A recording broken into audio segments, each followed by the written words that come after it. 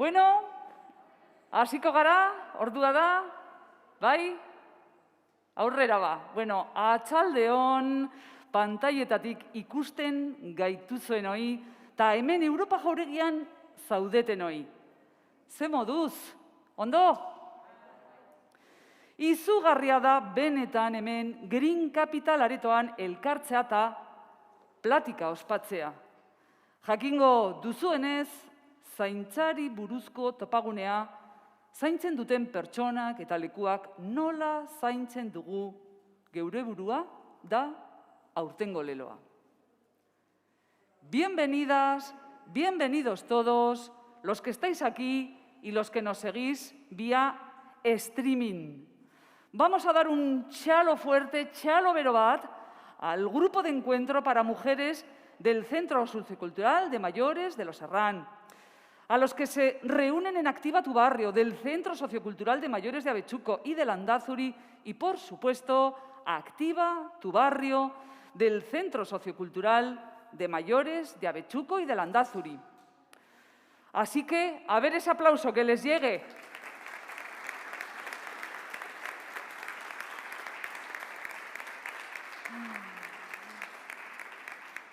Bueno, ya calentando motores, vamos a meter la primera y vamos a empezar este viaje apasionante, esta ya cuarta plática que organizan los Centros Socioculturales de Mayores del Ayuntamiento de Vitoria-Gasteiz, en esta ocasión bajo el lema Personas y lugares que cuidan. ¿Cómo nos cuidamos? Sobre los cuidados que damos, sobre las personas cuidadoras y sobre cómo la ciudad puede ser amigable para los cuidados. Bueno, llevamos ya unos minutos y todavía que no me he presentado. Igual si cerráis los ojos y escucháis un poco con los ojos cerrados, os parece que estáis oyendo la voz de la radio. Bueno, pues por ahí van los tiros. Soy Chus Iparraguirre y estoy encantada. Esta tarde voy a intentar, decíamos que metemos la primera, que conducimos este viaje apasionante. Bueno, pues yo aquí al volante voy a intentar un poco llevaros a todos conmigo. Así que, por supuesto, en esta ocasión y en este sitio, en esta sala, que por cierto, vaya sala tenemos, con estas luces, con esta disposición de las sillas, bueno, preciosa. Lo que aquí se puede hacer, lo que sí se puede hacer aquí es, por supuesto, y lo que tenemos que hacer es hablar, levantar la mano, compartir, grabar con el móvil, mandar los hashtags a las redes sociales. O sea, nada de, como en otros lugares, de eso de no se toca, no se habla, silencio. No. Aquí todo lo contrario, ¿eh? O sea que, dicho queda, ¿vale? Bueno, y como muchos de vosotros, hemos dicho que es la cuarta plática, ya sois repetidores, os vamos a ofrecer a vosotros y al resto, a los que nos ven desde sus aparatos electrónicos y a todos, vamos a ofrecer ahora un resumen en imágenes de los Centros Socioculturales de Mayores. Adelante. Si me preguntan por qué, diría que por la gente, por los nuevos descubrimientos, por las risas y los grandes momentos, por todo lo que he aprendido y por estar al día en todo. Porque son para mí y también para ella. Por seguir cuidándome, seguir aportando y atreviéndome a hacer lo que me apetece. En definitiva, porque quiero disfrutar cada día. Centros Socioculturales de Mayores, Vitoria-Gasteiz. Mucho más de lo que piensas.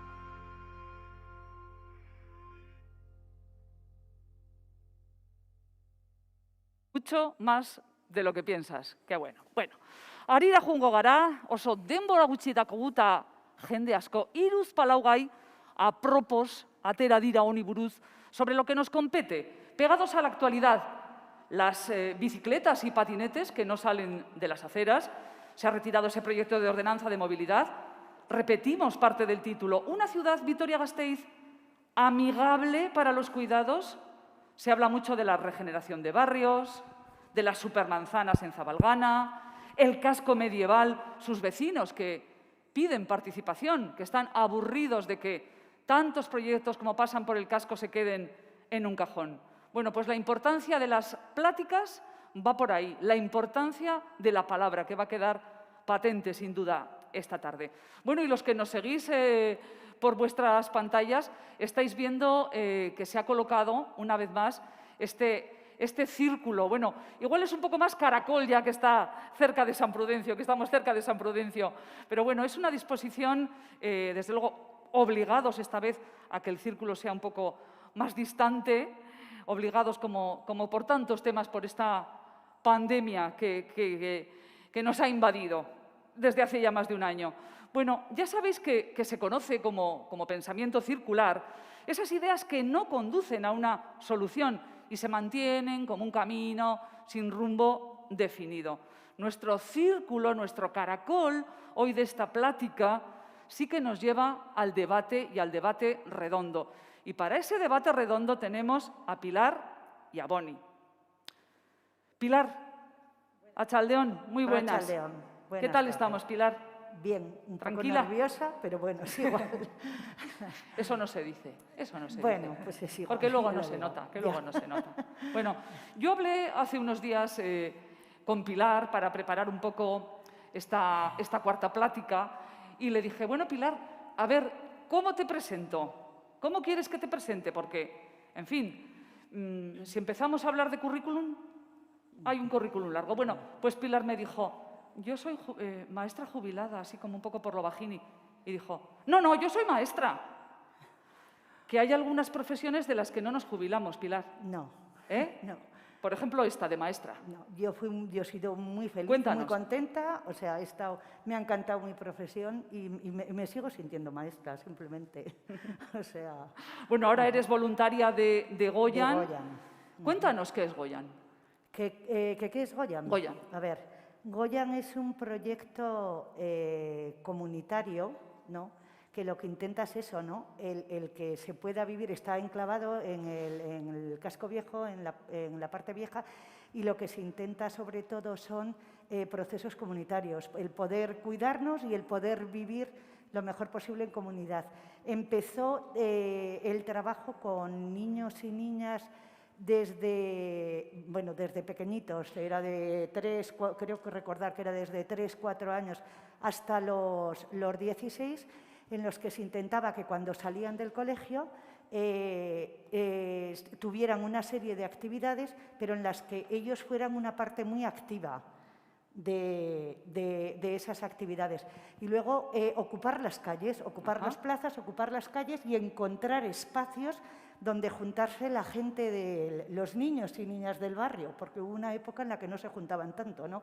Entonces, y reconocernos, conocernos, y luego eso poco a poco se vio que también las personas mayores necesitábamos lo mismo, que no era solamente una cuestión de niños y niñas, De ¿no? niños y niñas, sino de mayores. De la chavalería. Entonces Goyan se ha ido extendiendo Ajá. y ahora ya llega pues no solamente a la población infantil, juvenil y población también adulta. Pilar, estamos hablando del casco medieval, Sí. de la almendra, sabes mucho tú de toda esa zona. Se acaba de presentar otro plan, uno más, para el casco.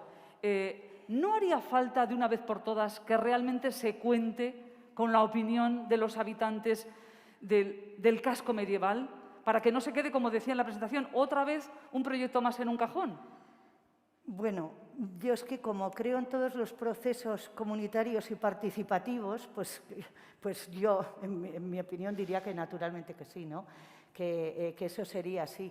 De hecho, nuestra forma de trabajo desde Goyan, y ya no solamente desde Goyan, sino de muchas asociaciones que están trabajando en la zona, es siempre completamente participativa, a través de asambleas de barrio donde se toman decisiones y donde se sacan las actividades que se necesitan hacer para atender las necesidades que decimos las personas, Porque ¿no? esperamos, que se esté muy cercano. Sí, Pilar, esperamos quizá demasiado de las instituciones, de ese tutelaje siempre, de ese paraguas. Hombre, a ver, yo creo que las instituciones tienen su función, o sea, y naturalmente Tienen sí, que tenerla. que la tienen que tener y tienen que estar ahí, ¿no?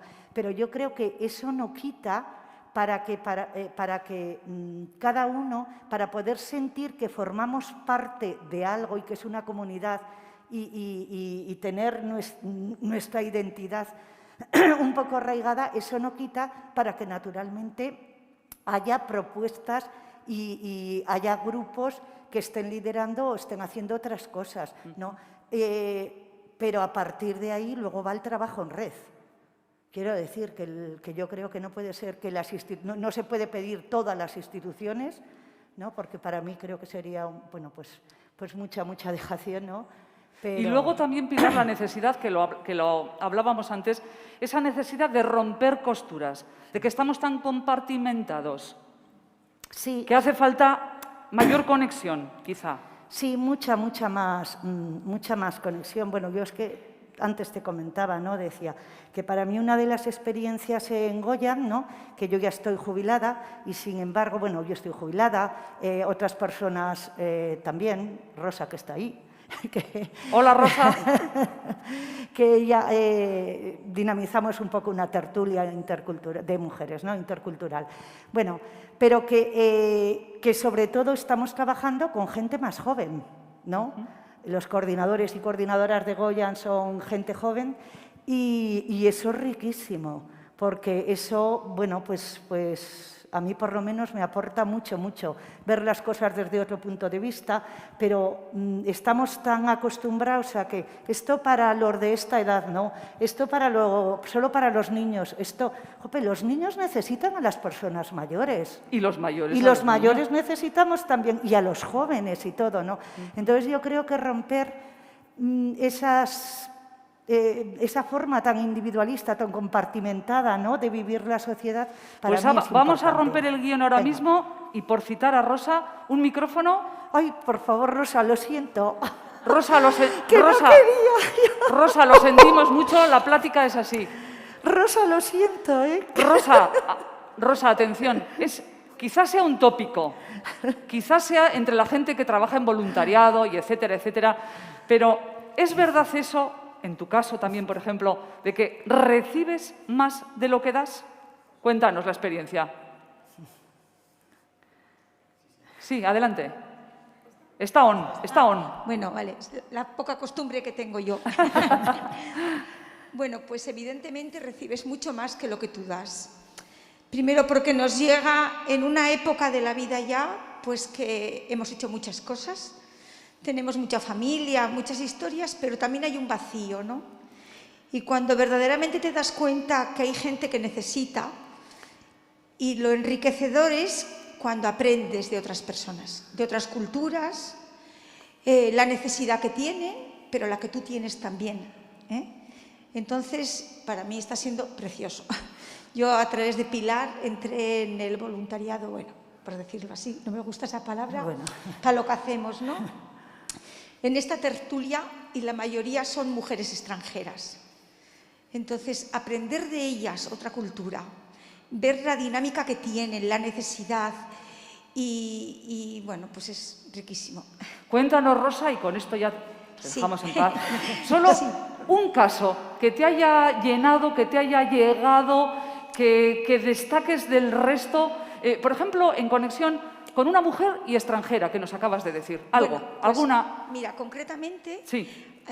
Con una familia que yo he ayudado así callandito, porque no tengo por qué decir, y el otro día estábamos en un café en la Plaza Santa María y vino un niño y me llama y me dice: Rosa, delante de las amigas, gracias. Y yo decía: ay, mamá, pero si no le importa a nadie nada, ¿no? Pero fue un gracias, Rosa, por esas cosas que nos has traído. Y entonces me llenó de emoción porque verdaderamente es muy bonito, ¿no? Que te vengan, te den las gracias por algo que tú crees que es normal en tus nietos. Yo tengo 6 nietos, ¿no? Lo tengo que decir porque es mi presentación, ¿no? Porque esos nietos tienen abuela. Efectivamente, porque tienen una mamá, ¿no? Entonces, verlo para los nuestros es todo muy normal, muy normal, muy normal. Pues las carencias que tienen otros niños. Y eso es muy importante que lo veamos. Entonces, bueno. Bueno, pues... El eskerrik asko fue para mí. Eskerrik asko zuri, Rosa. asko, bai. Osangi, osangi. Bueno, pues nos vamos a pasar ya a Boni Cantero. La coordinadora de Políticas Sociales, Personas Mayores e Infancia. Tiene parte activa en el Comité de Ética en Intervención Social. Ongi etorri, Boni. Eskerrik asko.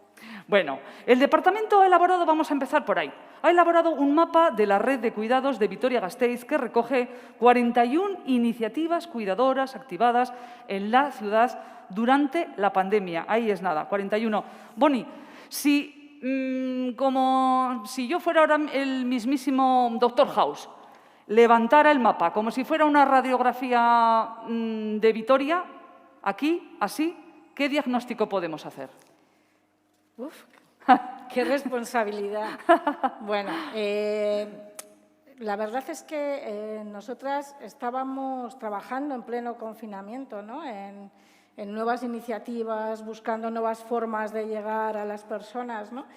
Y recogiendo también todo lo que nos llegaba de ofrecimientos, de ayuda, que la verdad era reconfortante en aquel momento, ¿no? Porque nosotras somos trabajadoras sociales, psicólogas, animadoras socioculturales, pero también somos madres y también somos hijas, ¿no? Y también hemos vivido la pandemia en nuestras casas, ¿no?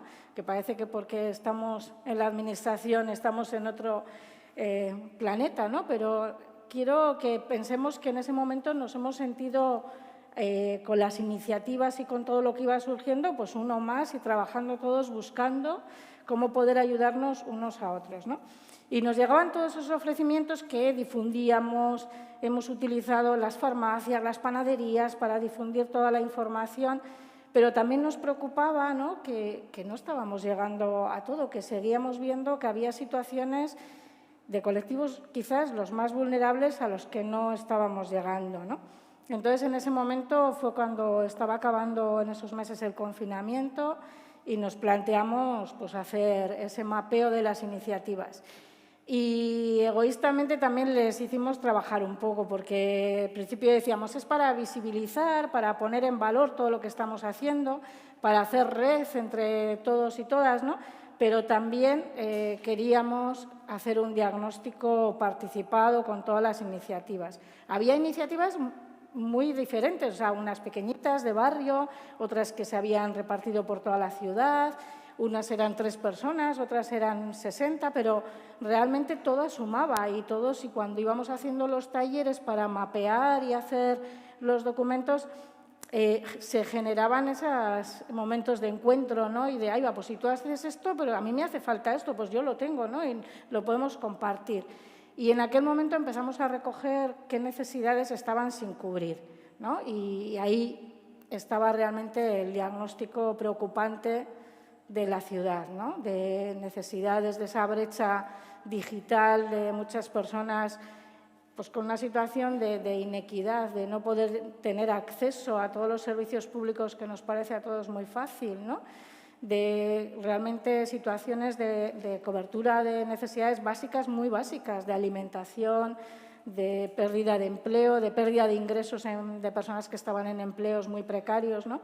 Y de ahí recogimos todas esas necesidades con esas 41 iniciativas que se agruparon, se creó la red y luego hemos seguido trabajando en un laboratorio en el que se ha co-creado, ¿no? Pues proyectos nuevos, 10 proyectos súper bonitos para seguir ahora trabajando y poniendo en marcha, intentando Qué buena medicina, Boni, generar solidaridad. Ahí, Qué buena ¿no? medicina esos 10 proyectos. Estás hablando un poco todo en pasado, Sí. cuando se hizo el mapa, etcétera, etcétera. Pero hoy en día, que seguimos con la pandemia, que seguimos muchos con muchísimos problemas, ¿todavía veis esos casos de necesidad de personas solas, de personas que no tienen para comer o que no tienen quien les visite o que no tienen una llamada de teléfono? Sí. Hoy en día, Sí. en Vitoria. Sí. Realmente no sé, a veces es un poco entendiendo desde todos, desde nuestras propias limitaciones también, ¿no? Y que parece que o por lo menos yo todavía me encuentro enfadada y no puedo decir que en algo hemos cambiado y que la ciudad ha mejorado, porque todavía hay situaciones de mucha vulnerabilidad, de personas solas, todavía seguimos interviniendo en la urgencia con situaciones que nos llegan de salud, de los centros escolares, de las propias asociaciones y agentes sociales. Todavía a mí me cuesta pensar en que probablemente hemos cambiado, todos y todas hemos cambiado, ¿no? Y hemos visto nuestras limitaciones, nos hemos sentido muy vulnerables, muy frágiles, pero todavía el que hayamos cambiado como sociedad, como ciudad cuidadora, creo que todavía hay mucho trabajo por hacer, ¿no? Quizás es el momento de hablar de justicia, ¿no? Si ese derecho al cuidado y ese deber de cuidar, ¿no?, del que habla la ética, ¿no?, el deber de cuidar de unos y otros, y cuando hemos hablado de unos y otros son todos los que viven en nuestra ciudad o no, ¿no? Pues todavía yo creo que hay mucho por hacer, sí. Sí. Boni, tenemos que destacar que el 81%, tengo aquí la choleta, el 81% de esas iniciativas estuvieron impulsadas mayoritariamente por mujeres. Yo no sé si se puede hablar aquí con todo esto también de perspectiva de género, que es un tema que también me interesa que saquemos a colación. Sí, yo creo que, si de algo hemos aprendido de la perspectiva feminista es de la crisis de los cuidados, ¿no? Hasta ahora las mujeres han sido esa parte invisible o hemos sido esa parte invisible de los cuidados siempre, ¿no?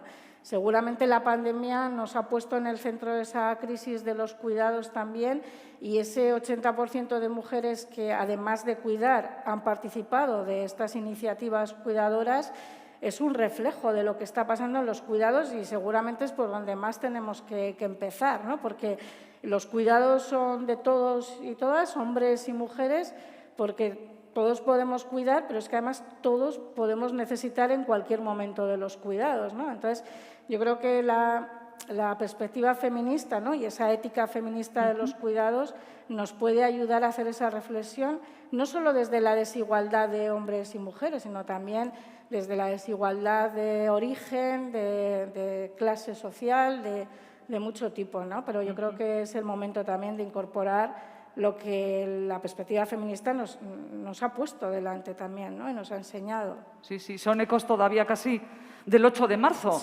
que nos enseñaba cómo quizá el teletrabajo famoso ha agravado más esa diferencia hombre-mujer, ¿no? Sí. Porque todavía eres mujer, estás teletrabajando y todavía tienes más parcelas, más niños, más mayores, más casa, más, ¿no? Sí, y han sufrido más los cuidados, han sufrido más el confinamiento seguramente, muchas mujeres que han perdido empleos precarios que tenían, empleos pues, de lo que se llama, ¿no?, economía sumergida también, que estaban trabajando en cuidados, fueron las primeras en perder esos empleos, ¿no? Entonces, yo creo que sería de justicia el que pudiéramos empezar por ahí, ¿no? O sea, incorporándolo. Sí. Bueno, pues, Boni, quiero pensar que esos cartelitos que al principio del confinamiento vimos en muchísimas comunidades, en muchísimos ascensores, soy fulanita del primero B, si necesitas algo tal, que no se olvide, ¿no? Porque decimos, no, esto nos va a enseñar, sí nos va a enseñar a ser mejores, a tal, pero no sé si la realidad nos está dando la razón o no. Yo creo que tenemos un germen que tenemos que cuidar, ¿no?, que son todas las iniciativas nuevas, además de toda la comunidad que estaba trabajando, ¿no?, en todos los barrios y todas las redes que existían, ¿no? Pero creo que tenemos que seguir trabajando por una solidaridad más enraizada en la comunidad, no una solidaridad de eventos, de homenajes, del momento del aplauso, sino una solidaridad de 24 horas, ¿no? Porque en la soledad de muchas casas son 24 horas, ¿no? Entonces, yo creo que nosotros seguramente como institución y como servicios sociales tenemos mucho por hacer, pero desde luego, si de algo estamos convencidas es que no podemos hacerlo solas desde los servicios sociales, que la comunidad, necesitamos de la comunidad, ¿no?, y que no podemos hacerlo de otra manera, porque las necesidades necesitamos de la comunidad para llegar a ellas, ¿no? O sea, bueno, pues ese reconocimiento, ese aplauso al que te referías, ese que hacíamos a las 8 de la tarde, ese que luego desde algunos estamentos fue igual criticado y, vamos, no tan ponderado, ahora sí que toca a casi las 7 de la tarde para Pilar, para Boni. Ese aplauso. Eskerrik asko, bikote. Voy a buscar ahora más voces expertas, baina bitartean ikus dezakezue oso bideo interesgarria. Vamos a dar paso a otro vídeo, la historia reciente de las pláticas que han venido para quedarse. Estas pláticas que tienen tilde y que tienen K.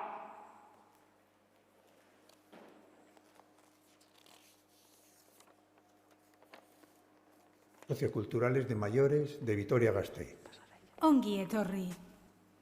Plática es palabra y participación, libertad de expresión, lagunartea, A de apertura amable, de abre la mente.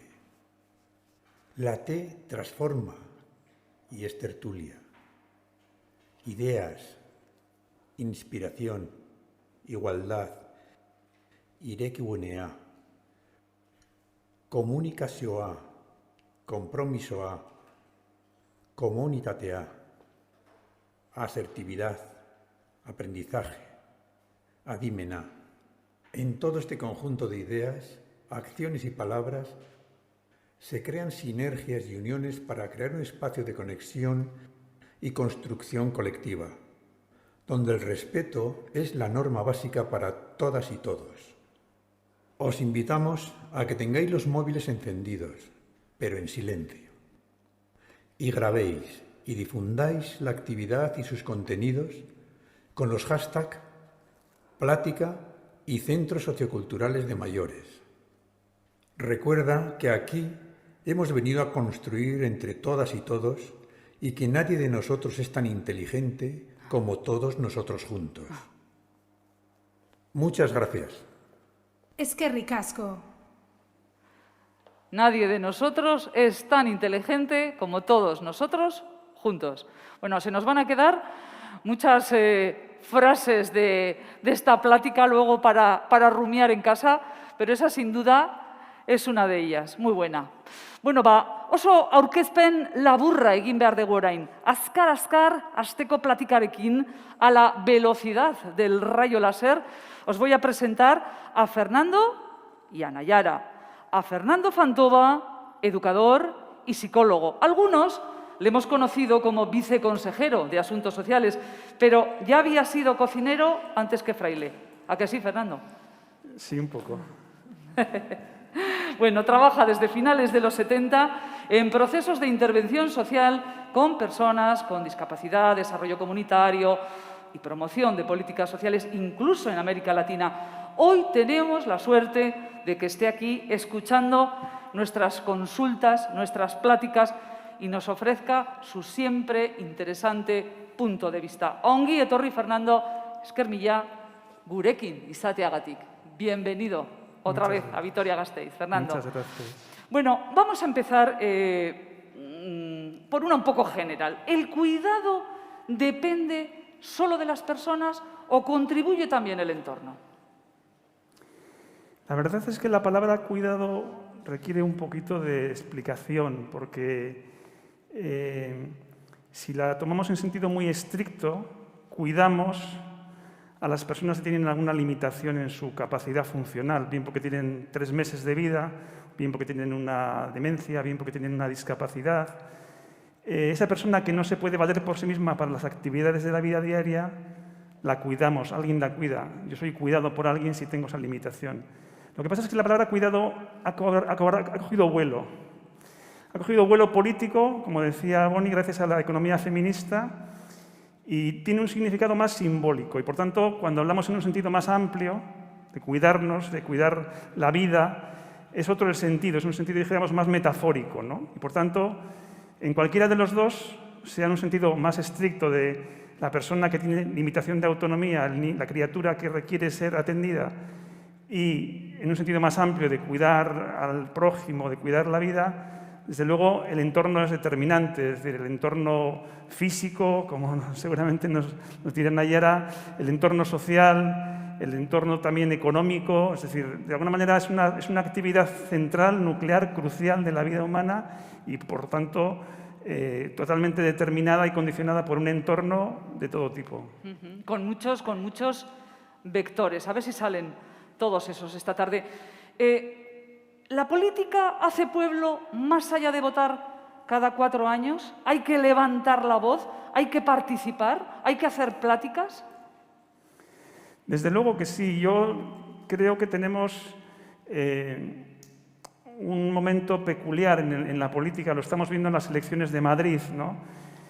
Madrid es una comunidad autónoma donde alguien ha hecho una ingeniería social muy determinada con el urbanismo, con los impuestos, con las políticas públicas para destruir pueblo, para fragmentar pueblo y para, de alguna manera, enfrentar partes del pueblo con el pueblo. Y ha tenido éxito. Y esto puede pasar en más partes y está pasando en más partes. Desde luego, hoy Euskadi es más desigual y está más fragmentado que hace año y medio. Se han repartido muy desigualmente los costes y las consecuencias de la crisis de la pandemia, ¿no? Y realmente yo diría que la política es una herramienta fundamental, a veces para deshacer pueblo, a veces para hacer pueblo, y si el pueblo no hace la política, alguien la va a hacer por él y realmente seguramente será en contra de los intereses de la mayoría del pueblo. El pueblo hace la política, el pueblo reunido aquí hoy en el Palacio Europa, en esta sala Green Capital, ¿quién quiere participar? A ver, de momento nadie. Pues seguimos, Fernando. Estamos hablando de Madrid, que desde luego, metidos como están en plena vorágine electoral, les vamos a dejar un poco aparte. Pero trayéndonos el tema un poco aquí a Vitoria, aquí siempre hemos definido a nuestra Vitoria-Gasteiz como una capital que tiene alma humanista, que es realmente plural, que de verdad siempre ha estado volcada en los derechos humanos. ¿Es así? Todo es relativo, es decir, yo creo que Vitoria es una ciudad, yo suelo decir que ha pasado el tiempo del emprendedor político. Para mí el emprendedor político arquetípico es José Ángel Cuerda, es una persona que llega en unas condiciones políticas muy interesantes, todavía estaba todo por hacer. No tenía muchas veces cortapisas legales o mediáticas, no había redes sociales que le pusieran las pilas y él lideró durante unos 25 años y construyó la ciudad, casi que su imagen y semejanza, y encarnó un proyecto de ciudad. Y en ese sentido, Vitoria-Gasteiz, comparándola con Bilbao, por ejemplo, que es donde yo vivo, es una ciudad mucho más integrada, mucho más habitable, mucho más amigable. Pero ha pasado ese tiempo, es decir, estamos en otro contexto. Ese, dijéramos, contrato social urbano que encarnó pues, los primeros años de la democracia y esa mejora, sin duda, que las vitorianas y vitorianos pudieron ver, no está en el horizonte. Es decir, nuestras hijas e hijos no tienen en el horizonte de que van a vivir mejor que nosotras y que nosotros. Y eso es porque se ha roto, se ha fracturado el contrato social. No teníamos una hoja de ruta. Y, de alguna manera, eso también le pasa a Vitoria-Gasteiz, es decir, como decía Boni, esas nuevas formas de exclusión, esos nuevos riesgos sociales, esas nuevas realidades de desigualdad, no tenemos un plan para ellas. Vivimos un poco de las rentas de garantía de ingresos, de unos Akidetza, de unas construcciones que nuestras personas antecesoras hicieron, pero nos toca innovar y no sabemos muy bien por dónde ir y se está rompiendo ese contrato social y se está fragmentando la sociedad. Y además, después de la pandemia, ya es más visible y más plausible la idea de un colapso. Es decir, esa construcción de Vitoria-Gasteiz era una construcción a más, como dicen los catalanes. Tenemos Osakidetza, tenemos los centros educativos, tenemos el tranvía, es decir, todo lo que tenemos lo tenemos y ahora vamos a poner algo más. Pero ahora la perspectiva es de que lo que tenemos se destruye, colapsa de forma radical, colapsa de forma sistémica. Y en esos colapsos realmente las reacciones de diferentes sectores sociales pueden ser muy distintas. Y por tanto, diríamos, la nueva generación de gente que ahora está en la política, ahora que ya está construyendo sociedad, no puede pensar que la hoja de ruta que sirvió hace 30 años va a servir ahora, no va a servir. Y en esa nueva hoja de ruta y en esa otra nueva Vitoria y en esa imagen de la fotografía actual de Vitoria muy distinta a la que empezó José Ángel Cuerda, también tiene parte muy importante las personas foráneas, la inmigración, ¿no? ¿Cómo estamos portándonos Vitoria-Gasteiz, sin que entremos en el sociómetro del Gobierno vasco? Pero ¿cómo estamos portándonos? Bueno, desde luego que nos estamos beneficiando de una inmigración que si llega aquí es obviamente porque hay actividades laborales que se demandan. Por supuesto, en el campo de los cuidados es clarísimo, es decir, en los cuidados, por ejemplo, domiciliarios y también en profesionales, a veces en otro tipo de servicios, son mayoritariamente hechos por mujeres migradas, y hay otros sectores de actividad económica que son básicamente de gente inmigrante, ¿no? Ciertamente, si viene esa gente inmigrante es porque aquí se le demanda y porque hay unos desequilibrios, ¿no? O sea, yo creo que no sale de Ecuador o de Bolivia o de Colombia una mujer dejando a sus hijos e hijas y a su madre y a su padre allá por gusto, sino por una necesidad perentoria de un recurso económico, ¿no? En ese sentido, pues yo vivo en el barrio de San Francisco de Bilbao y pues tenemos muchas realidades de exclusión, de rechazo, de maltrato policial, de muchos elementos que denotan que es difícil la vida de una persona migrada. Es decir, que evidentemente hay siempre minorías y gentes y entidades que colaboran, pero realmente hay un regusto de xenofobia y de racismo que está más extendido a veces de lo que creemos, ¿no? De ese barrio casta de San Francisco de Bilbao, Fernando. Tenemos otra voz aquí, la de Nayara Zabala, que es arquitecta y trabaja en el Ayuntamiento de Irún en la gestión de tantos proyectos de desarrollo urbano. Ha sido impulsora también de la integración de la perspectiva de género en el planteamiento municipal, del primer Código de Urbanismo Activo y, como decimos en la radio siempre que nos referimos a Irún, de la ciudad fronteriza. Bueno, pero trasladable hoy todo, sin duda, a nuestra Vitoria-Gasteiz. Placer bat da zurekin egotea. Bienvenida, Nayara. Eskerrik asko, plazera nirea da. Bueno, la primera pregunta casi tendría que ser la última, pero ¿qué se puede hacer para que una ciudad sea más amigable? ¿Qué se puede hacer para que desaparezcan tantos obstáculos contra nuestra seguridad? ¿Existe realmente eso de ese cuño de la ciudad cuidadora? ¿Existe de verdad? Bueno. Sin irnos a Tokio. Sí, la verdad es que, bueno, es una gozada escucharos, ¿no? Yo creo que muchas partes técnicas que trabajan en oficina técnica deberían estar en estos foros, ¿no? Escuchando un poco lo que significa realmente la vida cotidiana y las necesidades de la ciudadanía, ¿no? Desde un punto de vista social. Nosotros en Irún integramos la perspectiva de género en el planeamiento municipal, en el plan general. Fuimos el primer plan general, no teníamos una referencia en hacerlo, y esto vino de asociaciones feministas, que fueron las primeras que empezaron haciéndolo, es decir, que nos mostraron el camino. Y no fue fácil porque fue una llegada a la Oficina Técnica de Urbanismo desde el área de bienestar social, y esto es muy poco habitual, ¿no? Que el área de bienestar social venga, toque la puerta de urbanismo y le diga cómo tiene que hacer las cosas, cómo tiene que diseñar la ciudad, cómo tiene que modificar sus normas, sus planes, sus planos. Ostras, esto es un cambio importante, ¿no? Perdona, Nayara, y con esa perspectiva de género, sí. Eso, bajando a la tierra, ¿qué quiere decir exactamente? Bueno, pues lo principal es hacer un diagnóstico y en el diagnóstico tener en cuenta todas las miradas, y a partir de ahí el resultado de todo eso es que el Plan General de Irún tiene normas específicas tanto para el espacio público, pero también para las viviendas, para los equipamientos y para las áreas de actividad económica. Es decir, que son normas van desde el diseño de los espacios públicos, pero también las zonas necesarias dentro de la vivienda, ¿no? Algo que se ha hecho, pues tú comentabas antes, ¿no? Ahora en el confinamiento, bueno, de repente nos hemos visto atrapados en viviendas que no estaban preparadas para las tareas del cuidado. En el Plan General de Irún, la integración de la perspectiva de género, por ejemplo, lo que hizo fue favorecer que todas las viviendas tuviesen un espacio exterior, un balcón.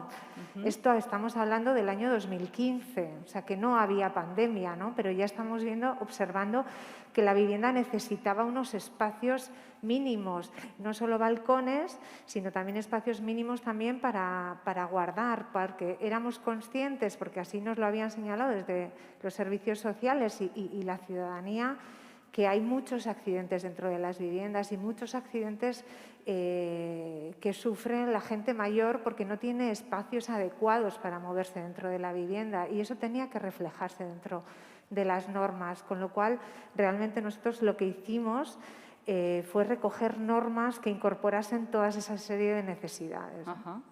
¿Estás, por ejemplo, de acuerdo con los famosos ahora apartamentos tutelados? ¿Te parece una buena iniciativa? Bueno, yo creo hay cosas que tienen también una necesidad de un desarrollo social. O sea, es muy cultural también, ¿no? Que de repente diseñemos unos espacios no quiere decir que estemos preparados para utilizarlos de esa manera. Yo creo que esto necesita un recorrido también. Pero yo creo que sí, que estos espacios ahora, este camino que se ha iniciado en compartir espacios habitables y dentro de lo que significa habitar, ¿no?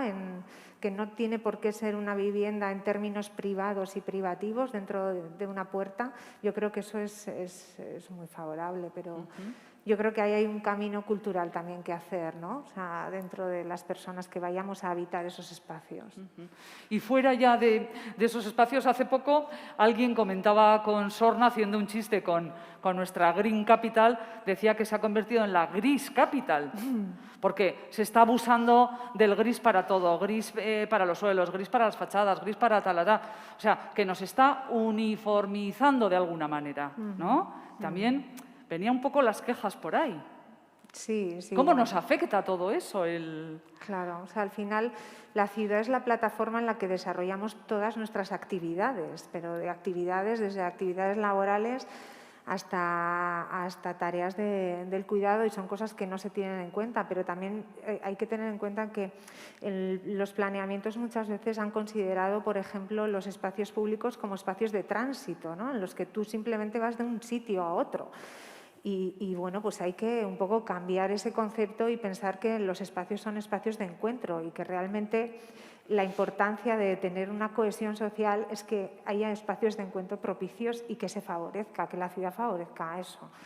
Y en esos espacios la configuración de los espacios afecta en todos los niveles, ¿no? O sea, desde el ánimo hasta las ganas de estar en ese espacio, ¿no? O sea, aquí fuera tenemos un ejemplo con este jardín vertical de la fachada del Palacio Europa, ¿no? Por ejemplo, destacable. Sí, sí, esos son ejemplos que se vienen dando ya hace tiempo en grandes ciudades que también tienen dificultad para encontrar espacios verdes, ¿no?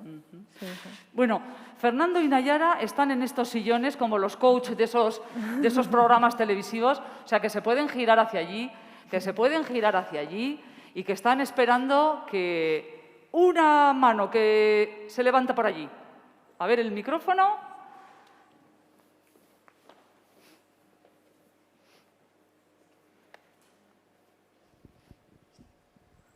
Sí, se oye. Muy bien. Yo soy Alain, vengo de Zabalgana y bueno, he venido precisamente a comentar una cosilla y es apoyarme en lo que ha comentado hasta la hora ponente, que no recuerdo el nombre. Nayara, cuando decías que los urbanistas diseñaban a veces el espacio público para el tránsito. No sé si muchos de aquí conocéis Zabalgana. Entonces, bueno, tenemos una peculiaridad. Es un barrio joven con muchas familias y no hay muchas personas mayores todavía. Pero sí que estamos detectando que es un sitio donde residencias pues, bueno, encuentran ese tipo de locales grandes, espaciosos para ubicarse. Y si uno detiene un poco la mirada en lo que está pasando, nos encontramos con que esas residencias se ubican en calles donde, voy a poner un ejemplo, ahora con la pandemia estaban recluidas durante mucho tiempo y han esperado tiempo a salir a la calle y se encuentran con situaciones en las que solo hay un banco a pie de la puerta donde sentarse 20 mayores. Entonces, lo que hacen es, 2 ocupan ese banco y el resto de personas sacan sus sillas a la calle, a la acera, para sentarse. No sé si os imagináis la situación en la que no se ha pensado en diseñar en un barrio como el nuestro, pues bueno, ese tipo de, que no tienen por qué ser grandes parques, sino pequeños espacios donde también las personas mayores puedan sentirse cómodas. Entonces, bueno, desde nuestra asociación tenemos un proyecto en marcha que va a analizar y diagnosticar esas situaciones que se puedan encontrar para, bueno, potenciar esos cambios en el espacio público y demandar al ayuntamiento esas acciones que no tienen que ser de grandes presupuestos, pero que sí pueden hacer favorecer a que personas mayores que ahora sí que están en el barrio pues encuentren nuevos espacios donde sentirse más cómodos. Sí, sí, totalmente de acuerdo contigo. Y eso el planeamiento y las normas urbanísticas lo pueden recoger. Nosotros, vuelvo a la integración de la perspectiva de género, en las normas que pusimos en el plan general referidas al espacio público, hacen referencia a una dotación mínima de espacios para sentarse, para hidratarse, espacios que tengan en cuenta la orientación de las calles, plazas donde se vayan a ubicar y que haya sombra, que esos espacios para sentarse además sean para el encuentro, pero también para poder pasear, es decir, favorecer un urbanismo activo, de lo que hablábamos antes, pero una persona para poder animarse a desplazar, bueno, pues a caminar una serie de metros, es importante que sepa que va a poder descansar y va a tener unos espacios para descansar cada cierto tiempo, ¿no?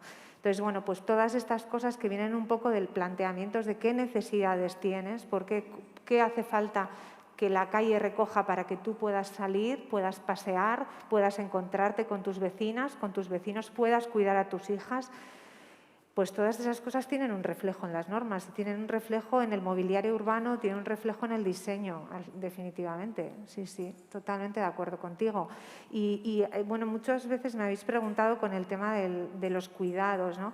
Y lo que hablábamos antes, el espacio público concebido no solo para moverse, tiene que ver con la autonomía de las personas. Cuando una ciudad favorece que tanto menores como mayores sean autónomas durante más tiempo, eso quiere decir también que las personas cuidadoras puedan estar también más libres durante otras horas del día, ¿no? Quiere decir que afecta a las tareas del cuidado también, ¿no? O sea, de forma importante. O sea que realmente a la parte técnica que diseña la ciudad le es muy difícil encontrar la conexión entre todo estas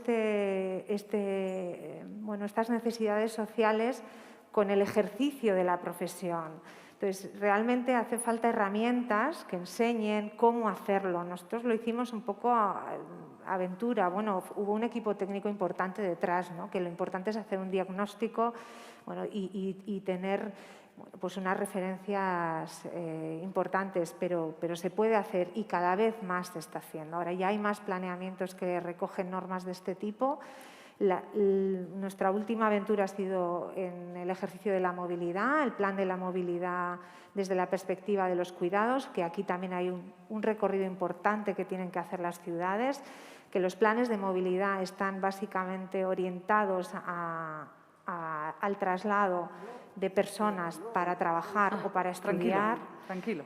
Y aquí incorporar la perspectiva de los cuidados también es importante, porque no es lo mismo la movilidad que tiene una persona cuando se desplaza de casa al trabajo, del trabajo a casa, o cuando ejerce unas tareas del cuidado en el que su movilidad, bueno, pues es mucho más poligonal, ¿no? Que de casa al trabajo, pues primero pasa por casa, deja a las niñas en el cole, puede hacer una visita al médico, puede acompañar a una persona mayor a un centro de salud, etcétera, etcétera, ¿no? O sea que, bueno, todos estos ejercicios, estos conceptos son muy importantes, pero es importante también trasladar herramientas a las partes técnicas para que puedan incorporarlo en el diseño urbano. Muchos temas... sí. Adelante, el micrófono, sí. Arratsaldeon, Carmele naiz. Arratsaldeon. A ver, estoy de acuerdo contigo. Si hay tantas normas y demás, ha pasado tiempo en el tema del diseño y demás, ¿cómo es posible que hoy en día, en el 2020, se siga construyendo como se está construyendo? Me estoy acordando de una calle que han arreglado en Vitoria, no me va a salir el nombre, en Judimendi. No me acuerdo cómo se llama la plaza. Entonces, ha quedado la plaza muy cemento, han puesto los bancos corridos larguísimos y han puesto 4 árboles viudos. Es un barrio con una edad, con una media de edad altísima. ¿Sabes a quién beneficia todo eso? A los bares de alrededor. Porque la gente mayor no se puede sentar ahí. El día que hace calor, se asan. Entonces, no están a gusto. Es un banco larguísimo. Uno que va así y el otro va así. Hace una especie de triángulo. No son cómodos para ellos. Entonces, no entiendo el porqué. Esa, y ahora me he acordado de otra que el otro día me estuvo comentando un alumno que trabaja en el departamento de vivienda, que era no me acuerdo el nombre que le dio, pero era arquitectura no sé qué. Entonces él hacía la referencia al diseño de los barrios, al diseño de los bancos, que sean bancos únicos, que sean bancos para una persona, en las que tú te asegures de que alguien que está en la calle, que no tiene dónde caerse, no tiene dónde quedarse una noche, por ejemplo, tampoco se puede quedar en ese banco, porque no es un banco cómodo para él.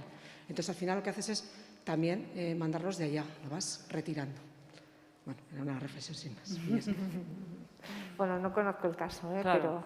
pero es verdad, has citado distintas situaciones. O sea, personas que tienen que dormir en la calle, hostelería, personas que pueden estar ahí para pasar la tarde o socializarse. Es que realmente el urbanismo es un puzzle con muchísimas piezas y es verdad que no siempre es sencillo, es decir, que hay que conocer también el caso y hay que conocer también cuáles han sido las circunstancias de ese diseño, ¿no? Pero bueno, por tu queja supongo que no llega a todo. No creo que, no siempre podemos llegar a todas las personas, pero por eso son importantes los procesos de participación ciudadana. Sí.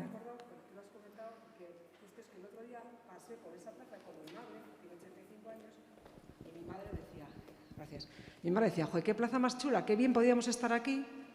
Pues si fueran los bancos, fue un comentario de ella, si fueran los bancos pues de otra manera, en otra disposición, si tuviéramos más árboles, si tuviéramos más sombra. Pero claro, como no podemos estar así, porque si estás 4 tienes que estar en fila india, no te ves, no puedes hablar, no te puedes mirar a la cara ni hablar a la cara, pues la única alternativa que nos queda es ir al bar de la esquina, que tenemos la terraza y tenemos que estar allá. Y todo el mundo no tiene por qué estar en el bar, o no puede estar, o no quiere estar. Entonces, esa plaza fue un comentario de ella, y ahora que has dicho, pues me ha venido a la cabeza, ¿no? Y lo otro fue un comentario del trabajador, y dije, ojo, pues mira, yo no había pensado en eso, no había pensado en eso que hacen los bancos individuales y demás, no había pensado. Y ahora que lo has comentado, me he acordado, sin más. Pilar.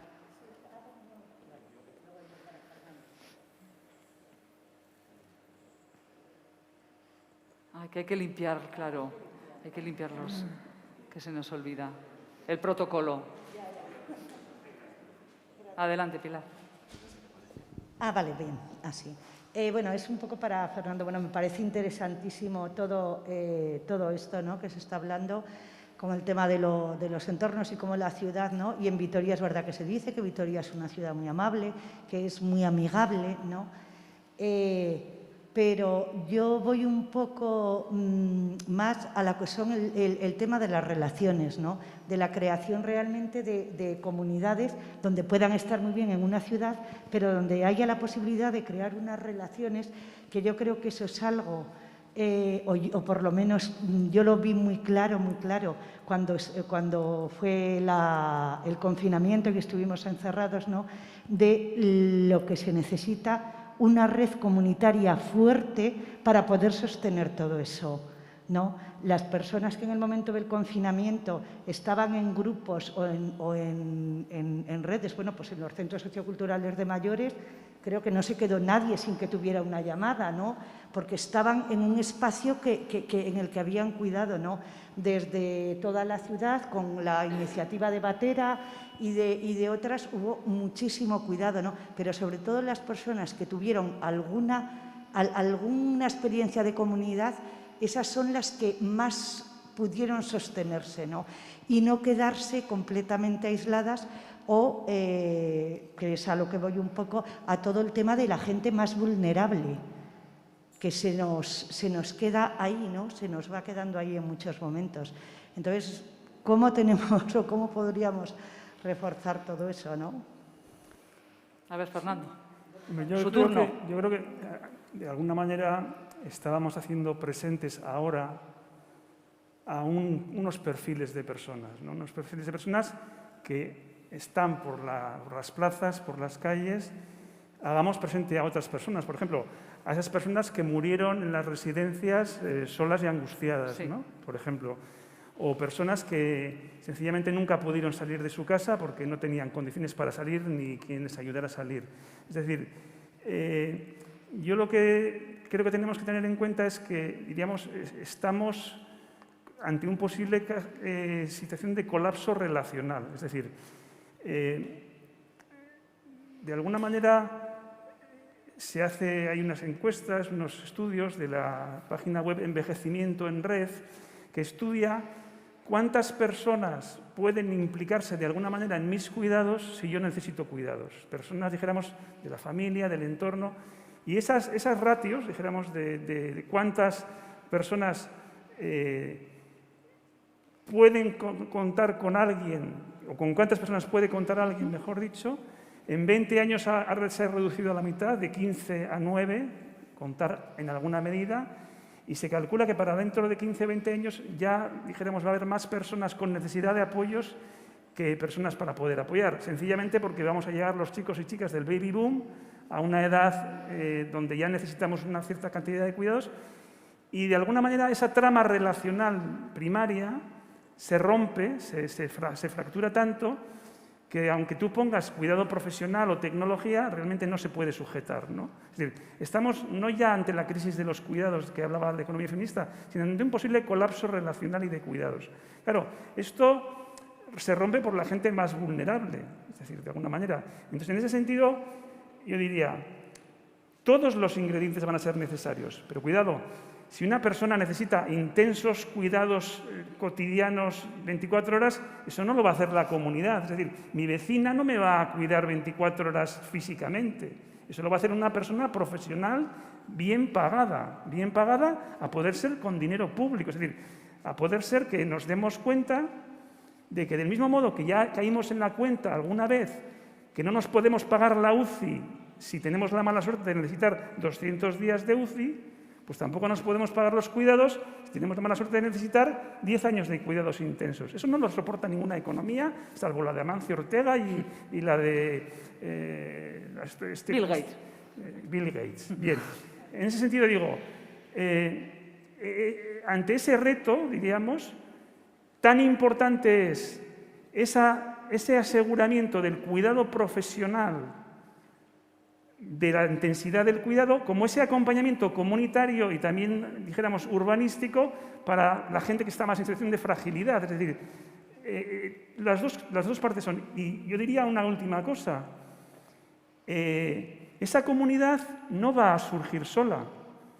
Tenemos que hacer una ingeniería social para hacerla que brote. Es decir, yo lo he visto, por ejemplo, en mi barrio. En mi barrio es verdad que cuando surgió la pandemia y el confinamiento, emergieron 100 personas, de las cuales 60 nunca habían aparecido en las movidas del barrio. Pero del mismo modo, cuando llegó la vida cotidiana normal, esa gente volvió a desaparecer. Porque, de alguna manera, mi madre tenía una norma moral, cristiana o social, de que podía tocar la puerta de la vecina y dejar a sus 3 hijos a la tarde con la vecina, porque ese criterio estaba establecido. Yo no he podido tocar la puerta de mi vecino y decirle, te dejo a mis hijas. No. Entonces, hay que reconstruir la comunidad con ingeniería social y con apoyo profesional. No va a surgir sola. Por tanto,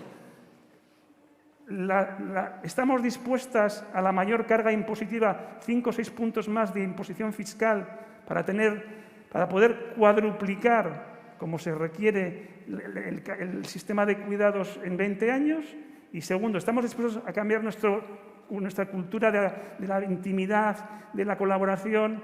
Eso es un cambio del contrato social bastante radical, bastante fuerte. Y, por tanto, la comunidad, como decías tú, era un embrión, pero si no le damos un soporte de apoyo económico y de apoyo profesional, esa comunidad no va a sujetar prácticamente nada, desde mi punto de vista.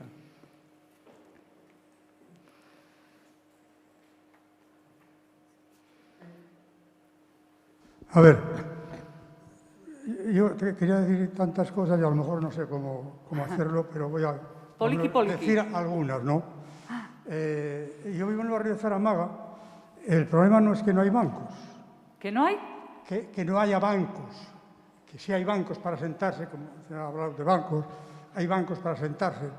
El problema es que Vitoria es una ciudad que sabemos que el tiempo no siempre acompaña. No cuida, no cuida. No siempre podemos estar sentados. Y hay muchas personas mayores que tienen poca movilidad, que solo salen allí un ratito cuando hace sol. Pero hace falta otra cosa, lo acabo de decir. Hace falta centros donde esas personas pasen muchas horas con unas personas profesionales que las puedan cuidar. Pero en el barrio, centros en el barrio. No que le cojan y estén una hora dándole vueltas en un autobús y lo lleven a un centro de día a no sé cuántos kilómetros y otra hora por la tarde. No, centros. Hablamos de las personas que tienen movilidad, que son ya mayores, van a los centros de mayores, van a los centros cívicos, se pueden mover, pasear y tal, que están muy bien. Pero hay personas que tienen muy poca movilidad y no pueden ir a esos sitios. Y no hay un centro. En Vitoria, en ningún sitio no hay un centro. En Zaramaga no hay un centro donde muchas personas puedan ir. Ni centro de día, ni que simplemente vayan a estar allí unas cuantas horas con unas personas profesionales que les puedan cuidar. Yo soy cuidador y a mí me gustaría que a veces, para tener más respiro, pues pudiera llevar a la persona que cuido y que estuviera ahí 4, 5 o 6 horas en ese sitio. Pero no lo tengo, no hay un sitio donde yo le pueda llevar. Hay una persona que viene a casa, una cuidadora. Tengo derecho a 20 horas al mes, o sea, digamos una hora diaria de lunes a viernes. Pero una hora diaria, como me pasa a muchas personas mayores, que van, les veo yo que le sacan del brazo, le sacan a dar un paseo o a la compra, se marchan a esa hora y luego el resto de las horas están solas, totalmente solas. La soledad no querida, sino la soledad impuesta es enorme en Vitoria y en el barrio de Zaramaga y en muchos sitios. Hay que tener en cuenta que cada vez las personas vivimos, afortunadamente, en algún aspecto, vivimos muchos más años. Pero vivimos o solamente estamos vivas. No es lo mismo estar vivo que vivir. Tenemos calidad de vida suficiente. Tenemos sitios donde nos puedan cuidar. Nos pueden atender cuando ya somos más mayores. Porque lo importante sí es vivir muchos años, pero si no tenemos cuidados, y hay familias que tienen dinero para llevarles a sus personas a unos sitios. Hay mucha gente pobre que no tiene dinero para llevar ni a un centro de día o a un centro o una residencia privada. Vale mucho dinero. Las instituciones no están. Pues ¿sabes qué vamos a hacer, vecino de Zaramaga? Nos vamos a aprovechar de que tenemos a Boni Cantero, que está muy puesta en este tema y seguro que tiene respuesta. No sé si te pasamos otro micro, el mismo. Sí. Boni.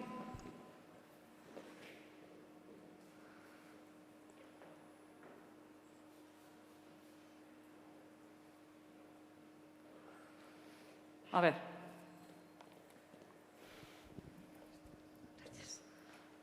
Me consta el trabajo de Zaramaga, el trabajo comunitario que está haciendo el barrio de Zaramaga en los programas de apoyo a la soledad, ¿no? Los trabajos que estáis haciendo, aunque no los conozco de primera mano, me consta por las compañeras que lo trasladan, ¿no? Creo que sí que es verdad que se ha hecho un esfuerzo estos últimos años y ha habido un incremento de recursos y de algún centro de día nuevo, ¿no? Pero es verdad que no llega a todo lo que realmente podemos atender, ¿no? Porque incluso la ayuda a domicilio, ¿no? Que es algo de lo que con Fernando hemos hablado muchas veces y él nos está apoyando también y asesorando desde este papel también de experto que hace con nosotros en el asesoramiento, no es suficiente porque, como bien dices, es una ayuda a domicilio de 1 hora, 2 horas a lo mucho, o depende del grado de dependencia, pero el día tiene 24 horas, ¿no? pero ha crecido tanta también la necesidad de cuidados en la ciudad, por la esperanza de vida, por la longevidad también de la ciudad, que es cierto que las instituciones nos ha pillado poco preparadas en ese sentido y anticipadas para tener todos los recursos suficientes, ¿no? Aún así, podemos decir que Vitoria, comparado con otras ciudades, pues bueno, hemos crecido, hemos podido crecer en recursos, pero no puedo decir que sean suficientes, ¿no? Y no puedo decir que podamos responder a que el centro de día al que quisiéramos ir esté en el barrio en el que vivimos, ¿no? Porque no es posible en estos momentos, ¿no? Entonces, va a depender realmente de ahora, ¿no? En este resurgimiento de la pandemia, dónde vayan las prioridades, ¿no? También de la ciudad, las prioridades políticas, lo que podamos pedir y lo que podamos incidir, cada uno en lo que nos puede tocar. Pero es una realidad que el incremento de las necesidades requiere de una inversión económica que ahora mismo los ayuntamientos, y no lo digo solo por Vitoria, conocemos el trabajo que hace también el Ayuntamiento de Irún y muchos ayuntamientos, el Ayuntamiento de Bilbao, no estamos pudiendo llegar a cubrir todas esas necesidades. Y habría mucho que hablar un poco también de la integralidad de todos esos servicios, ¿no? Que no se trata de que el centro de día responda a todo o la ayuda a domicilio responda a todo o esos acompañamientos con voluntariado, sino que tenemos que construir entre todos muchos recursos porque son 24 horas de cuidados, ¿no? Y sobre todo, pues lo que decías, ¿no? De cuidados de larga duración, de muchas horas, ¿no? Le veo a María Luisa, ¿no? que es la psicóloga que hace todo el apoyo a familias cuidadoras y realmente creo que esta es la batalla diaria, ¿verdad?, ¿no? De cuidar al cuidador, a la persona cuidadora, y a veces le hemos oído a Fernando decir, ¿verdad?, no les llaméis cuidadores informales, no les llaméis cuidadores no profesionales porque realmente sois los que más horas estáis al día y luego va una persona y le llamamos una hora cuidadora profesional, ¿no? Esta reflexión se la hemos oído muchas veces a Fernando, ¿no? Pero creo que esa es la realidad, no podemos vender otra realidad, ¿no? Y por alusiones, María Luisa, seguro que ahora tiene ganas de hablar. Yo os quiero ver como los gatos de cerámica de las tiendas chinas.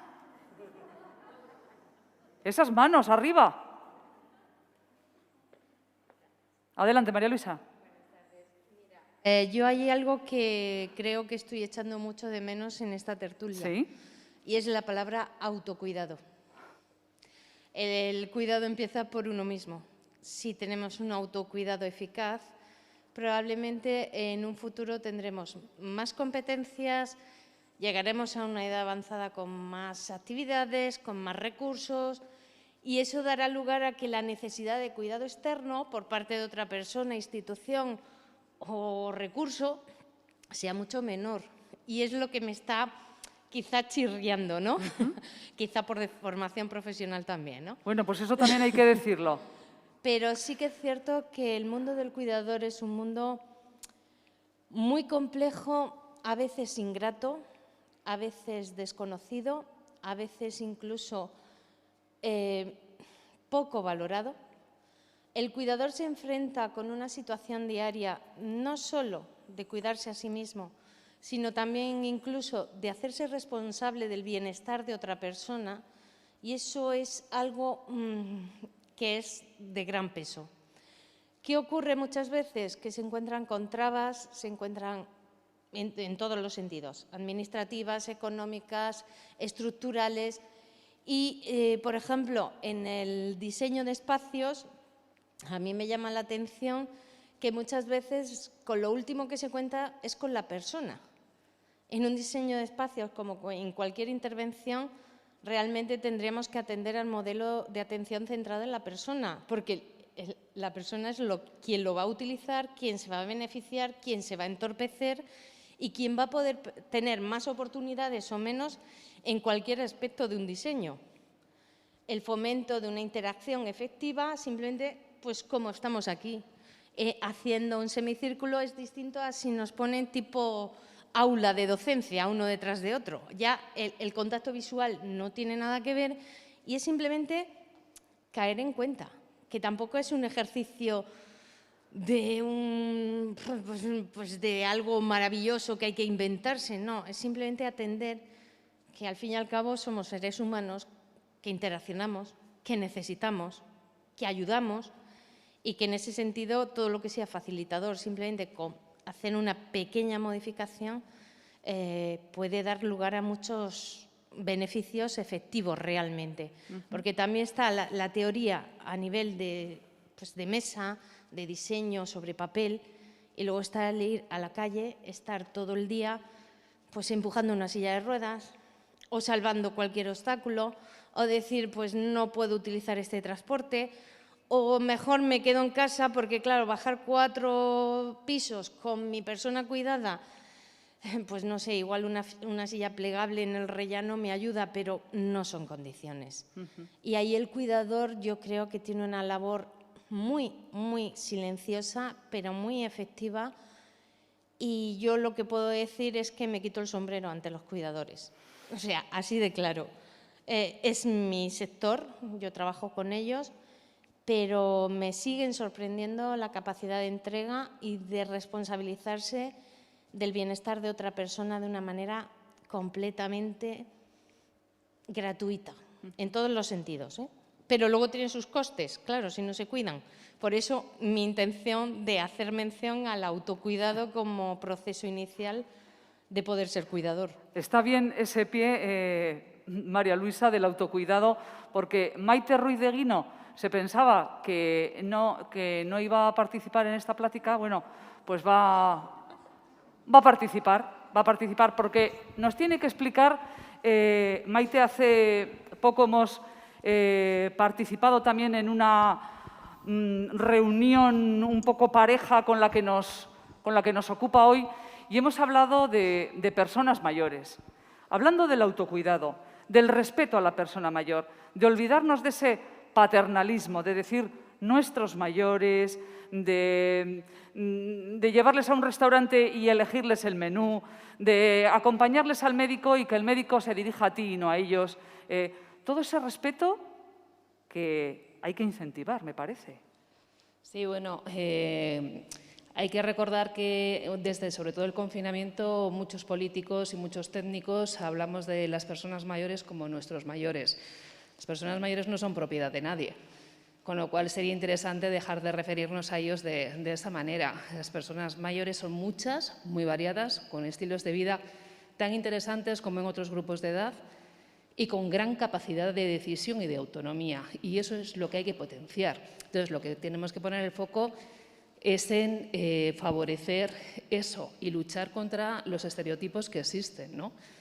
Porque va a ser de la única manera que en este proceso, que además todos estamos viviendo, ¿no?, que es el proceso de envejecimiento que dura a lo largo, que lo dura nuestra vida, podamos hacer que sea una experiencia exitosa, que podamos ver que vamos hacia una nueva etapa donde se nos va a reconocer, se nos va a valorar y donde podemos ser lo que hemos sido hasta ahora, con proyectos de vida interesantes, con nuevos proyectos por aprender. Entonces, eso lo tenemos que potenciar y sobre todo respetar, ¿no? Y a las personas mayores que son muy valiosas, con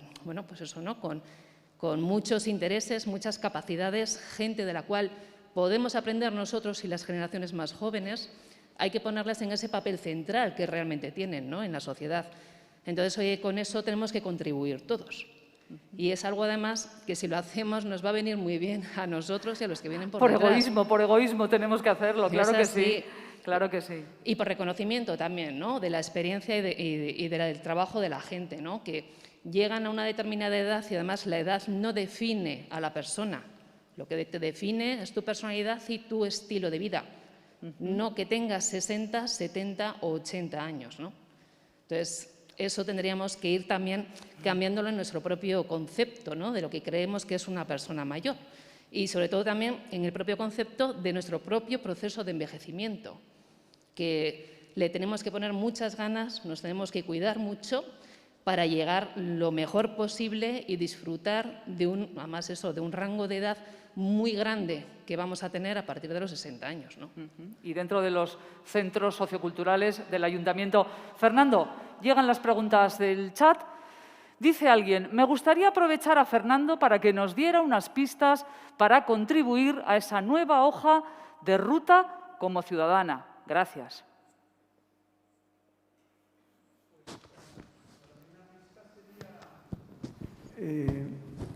Darnos cuenta de que, por ejemplo, no sé, mi madre tiene 86 años y lleva 25 años viviendo muy dignamente de una cosa que se llama pensión de viudedad. Es un artefacto maravilloso. La pensión de viudedad, como parte de otro artefacto maravilloso que se llama seguridad social. Eso es un artefacto que se creó a partir de experimentos, de pruebas, de pequeñas cajas de resistencia, de gremios, seguros pequeños que fueron funcionando y la gente se dio cuenta de que poner el dinero en común y asegurar una contingencia era una buena idea y hoy ha florecido hasta la seguridad social. ¿Por qué desarrollamos la seguridad social? Porque hace 100 años o 120 años la preocupación fundamental era que las personas mayores se empobrecían cuando no podían trabajar. Ahora, ¿qué nos pasa? Que en Euskadi una criatura menor de 15 años tiene 5 veces más probabilidades de ser pobre que una persona mayor. O sea, estamos protegiendo mucho mejor a las personas mayores que a las criaturas.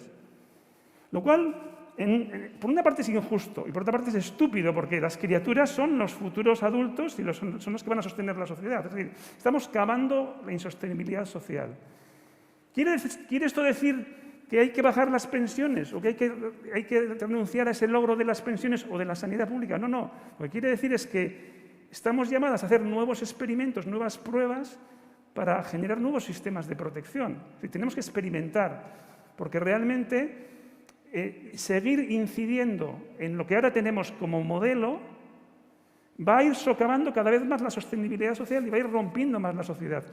Es decir, de algo que es bueno, lo estábamos diciendo con la sanidad es muy buena. Yo suelo decir que a mí me pasa con Osakidetza como a Belén Esteban con Andreita. Yo por Osakidetza mato. Pero Osakidetza nos repara, como decía, no sé si es el nombre. Maite. No, el señor. Como decía José María, nos repara y luego tenemos condiciones de cuidado habitacionales, económicas para una calidad de vida. Pues ahí hay una disfunción. ¿Qué quiere decir? ¿Que no tiene que repararnos? Sí, nos tiene que reparar. Pero ese contrato social, si cada vez más nos repara, es muy potente reparándonos en temas de salud, pero no tenemos un cuidado, esa disfunción va rompiendo cada vez más la sociedad. Es decir, lo bueno se convierte en malo y, por tanto, esas experiencias comunitarias o esas experiencias arquitectónicas, tenemos que verlas como maquetas, como prototipos que puedan llevar a una sociedad que sea diferente, que el contrato que hagamos de vida sea diferente, porque el que sirvió para mi madre, que fue maravilloso para ella, ya no vale para mis hijas. Una pregunta para Nayara, aunque no conozca el barrio de Arambizkarra, dicen, ¿qué podemos hacer urbanísticamente en un barrio de los años 70, el barrio de Arambizkarra, para facilitar los encuentros entre los vecinos y las vecinas?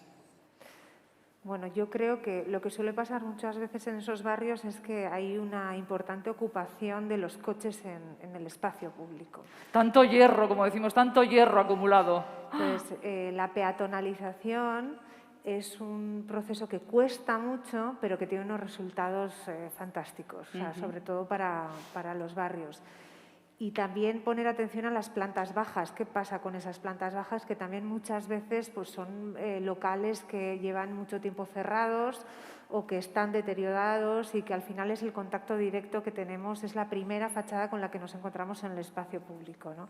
Entonces, realmente yo creo que la peatonalización es una actuación muy importante que incide directamente en lo que decíamos antes, en favorecer espacios de encuentro en el dominio público y esas plantas bajas, acciones públicas también sobre locales que pueden estar vacíos o favorecer la dinamización de esos espacios, aunque sea a través de pequeños locales de empresas privadas, pero que estén dinamizados y que haya vida en esas plantas bajas. O incluso que se conviertan en habitables, que se conviertan en pisos, en casas, ¿no? No, eso ha sido una tendencia Ahí hay durante una unos polémica. años. Sí.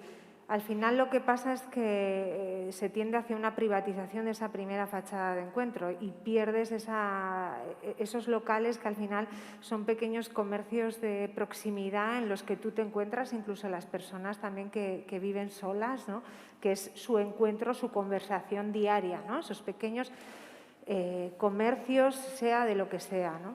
Desde, bueno, pues puede ser una pequeña cafetería, pero también la panadería, la frutería, o incluso ahora servicios, ¿no? Porque es verdad que clínicas dentales, etcétera, etcétera, ¿no? Ocupan muchas plantas bajas, pero que esas plantas bajas estén dinamizadas y que haya vida y que haya gente entrando, saliendo, sean transparentes, que desde dentro alguien te pueda ver si estás fuera y tú en un momento dado puedas acceder a esa persona que está dentro. Yo creo que esas son unas acciones que impulsan muchísimo unos barrios que ya son barrios antiguos. Sí. Sí. ¿Cuántas de esas tiendas están desapareciendo, por Sí. desgracia, en Vitoria? Fernando, dicen, nos sumamos a aprovechar la presencia de Fernando y recogemos la pregunta que él ha lanzado. ¿Cómo reconstruimos esa ingeniería social y prevenimos el colapso relacional como ciudadanas? ¿Y qué pueden hacer las instituciones públicas para ello? Pues yo decía, a ver, realmente lo que tenemos a veces en nuestra mano es nuestra capacidad de acción cotidiana y, por tanto, por supuesto, estar aquí a las 8 de la tarde participando, conversando, es fundamental, pero seamos conscientes de que estamos aquí personas, en cierta manera, privilegiadas porque podemos estar. Hay que tocar, es decir, es muy chulo pensar que hay un 1% de gente muy rica y que si esos ricos pagaran más impuestos se resolvería todo, pero no me salen las cuentas. Es decir, no me salen las cuentas porque hay una capa social, que somos las personas acomodadas, que estamos sujetando este modelo social. Tenemos miedo, atesoramos un patrimonio inmobiliario que no se utiliza para la vida. Ese patrimonio inmobiliario es nuestra seguridad. Queremos que se herede, queremos heredarlo dentro de nuestra familia, queremos que la solidaridad se produzca dentro de nuestro mundo familiar, no a nivel social. Y vamos generando más desigualdades y más separación, y más precariedad y más angustia en mucha gente que ahora está sufriendo mucho y más que va a sufrir, ¿no? Entonces yo diría, hay una capa social de gente acomodada a veces por el estado de bienestar. En este momento, una pareja normal que tenga un buen historial de cotización y se jubilen los dos, están en el primer decil de renta, están en la gente que cobra más, en el decil primero de los 10 deciles de renta. Es decir, a veces nos creemos que todo es Amancio Ortega y que todo es Bill Gates y hay mucha gente que estamos haciendo como si dijéramos de guardaespaldas de Amancio Ortega, por un modelo fiscal, por un modelo residencial y por un modelo, dijéramos, social que es profundamente exclusógeno. Ayer salían los trabajadores y trabajadoras sociales de Barcelona a la calle porque les está llegando tal desbordamiento de gente en situación de exclusión residencial, exclusión económica, que es imposible de manejar. Entonces yo diría, seamos conscientes de que va a haber que perder cosas que pensábamos que teníamos ganadas. Y que si solo hacemos, dijéramos, desde experiencias de sentido y de comunidad, lo vamos a hacer con una visión, dijéramos, progresista y sostenible, que ese es el tema. Es decir, no digo renunciar a privilegios para que los ganen los que tienen ya más privilegios, sino realmente para construir un nuevo modelo social. Y efectivamente, en esas ingenierías sociales micro, es decir, decía antes Nayara, yo puedo construir unos espacios habitacionales con lugares compartidos, con posibilidades de... Sí, pero si la gente luego no quiere habitarlos porque quiere tener su casita cerrada donde su intimidad sea... Claro, luego esa persona que ha construido esa intimidad burguesa, cuando necesita cuidados, tiene que coger a una persona y meterla allí dentro, interna, si la puede pagar. Pero esa condición de vida de la interna es una condición de vida que queremos generalizar para nuestras hijas. Es decir, tenemos que pensar que la sostenibilidad de la vida requiere de tocar algunas cosas que habíamos dado por buenas y que, sinceramente, en un nuevo modelo social sostenible ambientalmente y relacionalmente hay que modificarlas. ¿Más preguntas? Bueno, soy Raúl de la Asociación Ascudean, de la Asociación de Familias Cuidadoras de aquí de Vitoria. Interesantísimo toda esta tarde que estamos viviendo. Sí quería retomar lo que habíamos hablado antes de si Vitoria es una ciudad cuidadora o no. Y en eso sí me gustaría dar un poquito la experiencia que tenemos. Hemos empezado a trabajar en red con otras asociaciones de familias cuidadoras de Barcelona, de Huesca, de Valencia, de Madrid, y todas se quedan sorprendidas cuando ven la experiencia que hay en Vitoria, ¿no? Es decir, cuando un poco les contamos cómo a la asociación nuestra nos trata el Ayuntamiento de Vitoria, nos trata el Gobierno vasco, se quedan totalmente sorprendidas. Pero cuando encima les decimos que hay un servicio del Ayuntamiento que es para familias cuidadoras, como es el de Maitequi, es que se quedan ojopláticas y ninguna tiene nada parecido en ningún ayuntamiento, ya pueda ser el de Madrid, el de Barcelona, el de Valencia o cualquier otro ayuntamiento, ¿no? Entonces, sí retomar que a veces tenemos que ver lo que se está haciendo fuera para ver que Vitoria, bueno, pues parece que lleva un buen recorrido en algunas cosas, ¿no? Nos hemos cansado de decir durante toda la pandemia en prensa, cada vez que nos han preguntado, que ha sido varias veces, es que la familia cuidadora, nos guste o no, es el mejor recurso que ahora mismo tiene la sociedad para el cuidado de personas dependientes. Lo hemos visto con la crisis del COVID, lo que pasa con las residencias, con los centros de día, con la ayuda a domicilio. En cambio, las familias cuidadoras han estado al pie del cañón y son los que han sacado a las personas en situación de dependencia adelante, ¿no? Lo que pasa que, un poco, también quería aprovechar que está aquí Fernando para poder preguntarle qué opina él cuando las políticas públicas, en lo que vemos es que si yo quiero llevar a mi madre a una residencia, a mi familia a una residencia, me van a dar más de 1.000 euros para pagar una residencia privada, pero si le quiero cuidar yo en casa, me van a dar 400. ¿Yo valgo menos que una residencia? Si necesito contratar a alguien para que ayude a mi madre, como mucho me van a dar 800. Dices, hay una clara diferencia entre lo que se le da a una residencia privada y lo que me están ofreciendo a mí. Una residencia pública le cuesta al erario público unos 3.500 euros al mes. Y dices, jo, yo como familia también me merezco algo más, ¿no? Es decir, si estamos cuidando, vamos también a potenciar a esas familias cuidadoras que nos están un poco sacando, bueno, pues sacando a las personas dependientes adelante, ¿no? Y luego, como he hablado de Madrid y de lo que está pasando en Madrid, y bueno, pues por alusiones, soy un madrileño de Vallecas viviendo en Vitoria hace más de 10 años y creo que ha hecho una composición muy buena. Efectivamente, en Madrid hemos vivido un poco lo que he ido diciendo. Y yo cuando vine a vivir aquí a Vitoria veía como de forma muy agradable cómo la gestión privada de los servicios sociales estaba llevada por un montón de asociaciones y por entidades pequeñas de Álava, de Vitoria, pero poco a poco he visto cómo ha entrado Clece, cómo ha entrado Eulén, y dices, esto es una buena tendencia, al final, para crear comunidad en una ciudad. El quitar a lo mejor esa gestión a entidades más pequeñas, que tienen menos solvencia económica, pero que son de Vitoria, que son de Álava, y cambiarlas por un Clece o por un Eulén, no sé qué opinas. Sí, fíjate, de las dos cosas que dices, se deduce la complejidad del asunto. Porque fíjate, si optáramos por desarrollar el sistema de servicios sociales en el primer sentido, que es decir, bueno, establezcase unos criterios de limitación funcional, de situación X, Y, Z, y dese a la familia ese dinero para que la familia, de alguna manera, o la persona, opte por una fórmula u otra. Eso tiene mucho sentido, es decir, porque de alguna manera empodera al núcleo familiar funcionales y de alguna forma esa persona luego elige. Pero claro, para que esa persona elija debe haber un cierto, dijéramos, mercado en el que elegir, ¿no? Es decir, y ahí es donde entra esa libertad de esas empresas de poder funcionar, ¿no? Y por tanto, en los países donde funciona esta dinámica de presupuesto personal, de cheque servicio, de pagos directos, luego se genera, dijéramos, un mercado más o menos regulado, donde esas personas pueden elegir y de alguna manera lo que mejora la calidad de esas empresas es que la persona elige y va a donde le dan una buena atención o le dan una mala atención, ¿no? En ese sentido, digamos, la primera idea es, para empoderar a la familia requeriríamos de un mercado de oferta.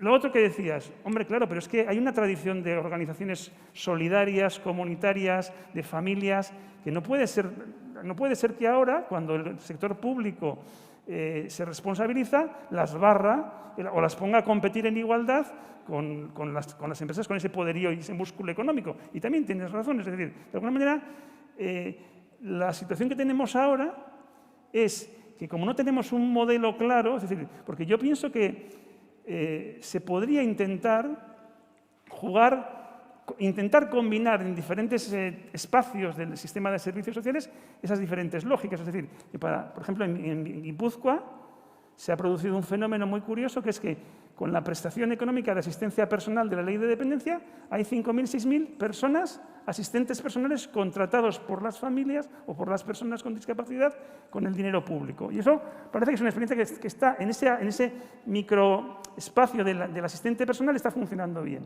Por otro lado, todos sabemos que hay entidades del tercer sector que mediante conciertos, mediante convenios, hacen un gran servicio y que queremos que sigan haciéndolo, ¿no? Entonces, de alguna manera, sin embargo, nos falta posiblemente esa capacidad, dijéramos, planificadora y esa emisión de señales, porque para mí lo más terrible es lo que tú señalabas. Es decir, en este momento no sabemos a qué atenernos. Es decir, no sabemos, yo diría que la gente que estamos aquí, que podemos prever necesidad de cuidados, estamos fiándonos, 1, de nuestra pensión, 2, de nuestro patrimonio y 3, de la suerte. Cruzamos los dedos. Si tenemos pensión, patrimonio y suerte, pasamos el corte y hemos pasado. Pero claro, si falla alguna de las 3 cosas, pues no funciona. ¿Y qué sucede? Que, como dices tú muy bien, hay desincentivos. Es decir, la persona que llega con ahorros y con apoyo familiar, el sistema le castiga y le va quitando todo ese dinero hasta que no le queda nada y va quemando al cuidador familiar hasta que ya finalmente tú puedes estar hecho polvo y arruinado y entonces te darán una plaza pública donde esperes la lista de espera. Sin embargo, no ha sido capaz de potenciar, reforzar y cuidar y potenciar ese autocuidado que decíamos. Es decir, tenemos un sistema perverso. ¿Por qué? Porque fue pensado para otra realidad sociológica y de otro patrón de morbilidad. Es decir, es como, diríamos, no se permite, no se visualiza esa progresión de fragilidad, primera discapacidad y dependencia, y esa progresión de gasto. Es decir, es poco sensible a las diferencias y poco estimulante del compromiso personal de autocuidado y de familiar. Y entonces tenemos que darnos cuenta de que requerimos otro diseño y requerimos, dijéramos, un debate y una centralidad de este asunto. Es decir, fue muy interesante, en la campaña electoral de Theresa May y Jeremy Corbyn, hubo un momento que Theresa May quiso incrementar el copago en los servicios sociales mediante una mayor afectación del patrimonio. Y le dijo Corbyn, o sea que usted quiere decir que si yo tengo la suerte de tener un cáncer o de tener un ataque al corazón, usted me va a resolver mi problema mediante el sistema sanitario. Pero si tengo la mala suerte de tener un Alzheimer o una demencia, me lo tengo que pagar yo. ¿Por qué? O sea, ¿por qué hay un trato tan diferente de dos fenómenos que en el fondo son azarosos? Es injusto, es poco ético, pero es lo que está sucediendo. Hoy en día tú entras por urgencias del hospital de Txagorritxu y basta la prescripción de una médica que está allí para que de pronto nos gastemos en ti 150.000 euros. No hace falta nada más. Ahora, para una ayuda a domicilio municipal tiene que haber 7 firmas, una lista de espera y un copago para, como decía José María, 1 hora al día. Es decir, es un desequilibrio absoluto en ese sentido, ¿no?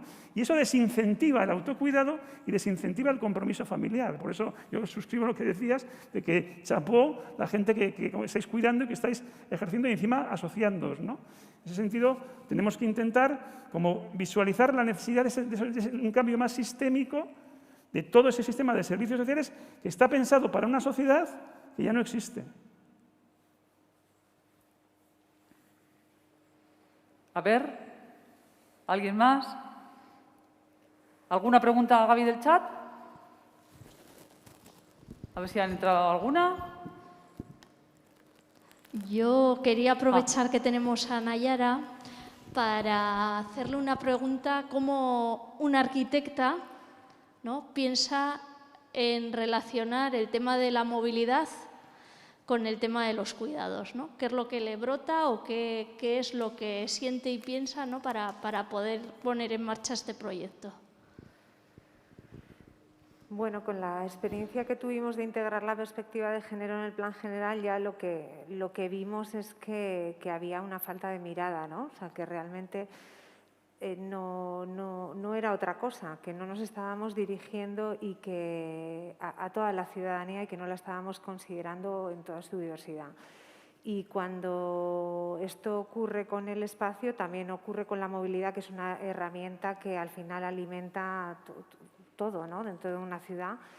Y bueno, pues dentro de la movilidad, realmente los estudios que se hacen de movilidad no se consideran por igual todos los motivos de movilidad, pero es que ni siquiera aparecen como motivo. Quiero decir que lo que tiene que ver con los cuidados pues se dispersa y aparecen como, bueno, pues movilidad con motivo de hacer compra, de acudir al centro médico o de otro tipo de motivos que lo que hacen es que cada uno de ellos tiene un porcentaje muy chiquitín, con lo cual ese ejercicio de movilidad del cuidado no tiene peso, ¿no? Entonces, bueno, el concepto de movilidad del cuidado lo que hace es sumar todas esas pequeños motivos que están dispersos en todos los planes de movilidad que se hacen y lo incorpora a un único motivo, ¿no? Que es la movilidad del cuidado, y eso lo que hace es que ya realmente sea representativo dentro de unos planes de movilidad, porque al final un plan de movilidad lo que va a hacer va a diseñar el espacio público para movernos, pero también las infraestructuras o incluso las líneas de autobús, de tranvía o del método que tengamos de infraestructura en la ciudad, ¿no? Y es importante que atienda a todo, pero no solo eso, sino que, pues, por ejemplo, la movilidad del cuidado lo que nos ha enseñado es que depende de las personas y de su situación, pues optan por un modo de transporte u otro, ¿no? Que tiene que ver también si ese modo de transporte está vigilado o no. Es decir, que las personas mayores o mujeres principalmente prefieren el autobús porque hay una persona que tiene cerca, con la que puede hablar y a la que puede acudir si tiene un problema, y se siente más segura dentro de una situación de inseguridad. Pero bueno, pues por ejemplo, el personaje neutro con el que se hacen todos los planes de movilidad, que estamos hablando de principalmente un varón, ¿no? En edad mediana, trabajador y con buena salud, prefiere el tren para moverse, ¿no? Por un tema de horarios, porque sabe que no va a fallar, sabe que le va a llevar un tiempo determinado y que eso se va a cumplir, ¿no? No es tan importante que haya una persona. Entonces, al final, la movilidad del cuidado recoge, pues, muchas perspectivas desde el punto de vista de diseño, pero también desde el punto de vista de poder acceder a esas empresas que bueno, pues que al final están diseñando sus infraestructuras y sus modos de transporte para hacerle llegar las necesidades de la ciudadanía, ¿no? Fernando, una más. Llega una del grupo de encuentro de los Serrán. Dice, a esas variables que menciona Fernando de la pensión, patrimonio y suerte, ¿le podemos añadir las hijos, hijas? Suerte con la salud y con los hijos. Estaba las dos partes, ¿no?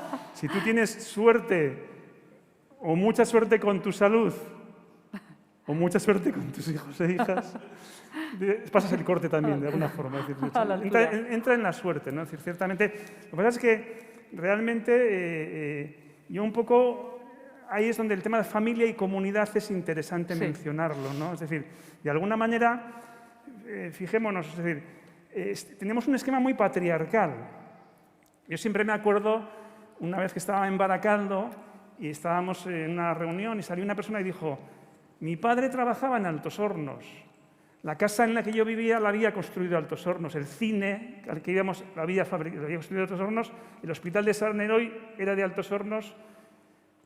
¿Qué era Altos Hornos? Un lugar donde había miles de hombres que generaban unos entornos urbanos donde estaban las mujeres con los hijos y las hijas, y ese reparto, dijéramos, del espacio privado para las mujeres y las niñas y los niños y el espacio público para los hombres, totalmente patriarcal, generaba una masa crítica de hombres que podían, dijéramos, unirse en sus reivindicaciones en el espacio político, y luego generaban una convivencia y una vida sostenible en esa comunidad, porque había gente que siempre estaba allí, ¿no? Claro, ¿cómo reconstruimos la comunidad? Y cuando la familia patriarcal deja de ser ese núcleo, afortunadamente, donde gestionamos la diversidad sexual y la diversidad generacional, y de pronto nos preguntamos, bueno, ¿qué puede hacer la comunidad? O sea, ¿qué hace la familia y qué puede hacer la comunidad? La familia le pasa una cosa que le pasaba a Mark Twain. Mark Twain aquel escritor norteamericano leyó su esquela en el periódico y mandó un telegrama diciendo: las noticias sobre mi muerte son un tanto exageradas. Esto le pasa a la familia. Se ha declarado la muerte de la familia repetidas veces, pero no se acaba de morir. La familia tiene resiliencia, pero es una familia que ya tiene que ser post-heteropatriarcal, es decir, una familia reconstituida y con toda la complejidad de familias más alargadas, menos hermanos y hermanas. El otro día tenía una amiga que me decía: he estado con mi suegra, y le digo: define suegra. O sea, ¿quién es tu suegra? ¿La madre de tu primer marido con el que te casaste? ¿La de tu pareja actual con la que no estás casada? No, la del actual. Vale, ya está, ya sé quién es tu suegra. Pero tenemos que reconstruir eso. Y en ese sentido, yo diría, y ahí entronco con Nayara, perdón. Sí. Es decir, ¿cómo reconstruimos, Nayara, ese lugar que antes era donde estaban las mujeres, que luego fue la ciudad dormitorio donde no quedaba nadie, y que ahora va a ser un lugar donde vamos a estar las personas mayores, las personas que estamos en el desempleo? O sea, ¿cómo reconstruimos una vida comunitaria en entornos habitables de mucha gente que no vamos a tener un empleo al que vamos a ir para luego volver a las 5 de la tarde, sino que vamos a quedarnos allí? ¿Qué hacemos? ¿Cómo construimos esa ciudad habitada donde ya no es mayoritario el contingente de gente que sale de la casa a las 9 para tener una actividad productiva en el mercado y vuelve a las 5 o las 6 de la tarde? ¿Qué sucede en lo que queda en esa comunidad, vamos a decir? ¿Cómo organizamos, cómo reconstruimos esa convivencia comunitaria en este nuevo contexto, ¿no? Claro, esto aquí recojo un poco lo que has comentado antes, ¿no? Los tiempos en la construcción de la ciudad no acompañan a la realidad social, que avanza mucho más rápido. Entonces, una ciudad, cuando se desarrolla, la unidad pueden ser 10 años, porque luego las cosas duran 100. Claro, ¿cómo adaptas? ¿Cómo haces una ciudad adaptable? Que es al final lo que comentas, ¿no? Pues, ¿cómo haces una sociedad adaptable? O sea, ¿cómo haces un sistema adaptable? Pues es complicado, pero es verdad que yo creo que lo primordial es conocer la realidad. O sea, primero, quienes diseñan la ciudad, quienes idean la ciudad, quienes desarrollan, la amplían o la reconstruyen, tienen que conocer a la ciudadanía y la realidad de la ciudadanía. Las ciudades se construyen en base a un modelo neutro de persona. Los datos en los planes urbanísticos, planes generales, diagnósticos que se hacen, socioculturales, da igual. Al final, lo que no están desagregados los datos, ni por sexos, ni por edad, ni por situaciones diversas, no están desagregados. Ese es el primer error. No podemos considerar personaje neutro para diseñar una ciudad. Y yo creo que ese es el primer paso, romper con estas dinámicas y que realmente los planes y los estudios primero conozcan para quién y luego sean adaptables. ¿Cómo? Pues haciendo. El camino nos enseñará. Yo creo que antes también con la pregunta del barrio de los 70, yo creo que al final las personas que habitan en esos barrios son las que mejor conocen cómo se tiene que adaptar a la realidad que tiene ahora el barrio. Porque no es igual la realidad que tenía en los 70 que ha tenido en los 80, 90 o la que tiene ahora, no es igual. ¿Y quién conoce mejor que esas personas que habitan ahí? Lo que al final yo entiendo que desde la perspectiva pública o desde la acción pública, lo que hay que hacer es favorecer a esas personas que puedan hacer realidad esa adaptación de sus necesidades en ese espacio que comparten. Nayara, tenemos que dar paso, no se nos olvidan las preguntas de Maiteki, pero llega una del grupo de los Herrán, que están muy activos. Pregunta a Nayara su opinión sobre las viviendas comunitarias sin jardín. Si no dispones de familiares que te van a acompañar a un jardín cercano, ¿cómo lo hacen? Creemos que el ayuntamiento no debería darles permiso si no cumplen esa medida porque crea una discriminación entre residentes.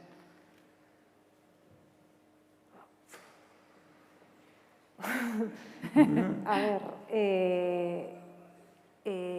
bueno, yo creo que la normativa urbanística obliga a una superficie mínima de espacios libres y de zonas verdes. Sí, de zonas verdes. A partir de ahí está hablando de una situación muy particular. Quiero decir que Claro, ahora mismo, ¿qué haces con las personas que diseñan barrios sin espacios verdes? Pues yo creo que eso no debería ser posible, ¿no? Desde luego la normativa no lo permite. Si igual se refiere a viviendas comunitarias específicamente a ese formato. ¿Está hablando de viviendas unifamiliares o adosadas? No, de las llamadas en servicios sociales viviendas comunitarias. Viviendas comunitarias que tienen... Será eso.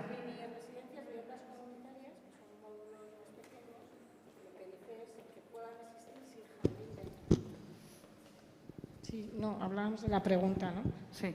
Las viviendas comunitarias son espacios de convivencia Sí, sí. de 12, 14 personas mayores, normalmente Vale. un grado 1. Vale. Y entonces yo creo que la pregunta lo que dice Vale, es cómo vale. puede permitirse que se creen viviendas comunitarias privadas sin jardín dentro de la vivienda.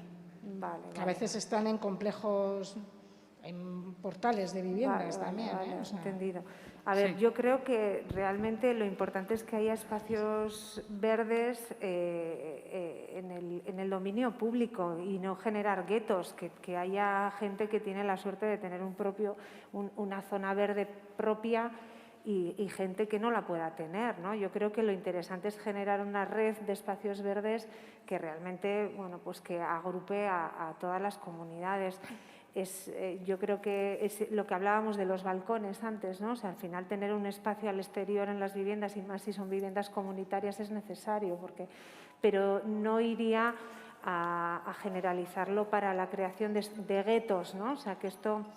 Bueno, pues esto Zaida lo suele contar, Zaida Musi, muy bien, ¿no? O sea, hubo una temporada en la que en Nueva York, por ejemplo, era muy habitual que una ciudad en la que había pocos espacios públicos verdes que se estaban destruyendo y generar guetos en los que había comunidades que tenían el suyo propio, ¿no? Y que aquello no funcionaba. Ajá. O sea, que incluso la sensación de inseguridad en esas propias comunidades aumentaba porque, bueno, pues tenían que tomar cada vez más medidas de seguridad para que aquello funcionara bien y si fuese un espacio seguro. No sé si estamos en el caso, Sí. ¿no? No sé si he entendido la pregunta Yo creo al que final sí, o yo no. creo que sí. Yo creo que lo favorable es generar una red de espacios verdes pública. Sí, sí.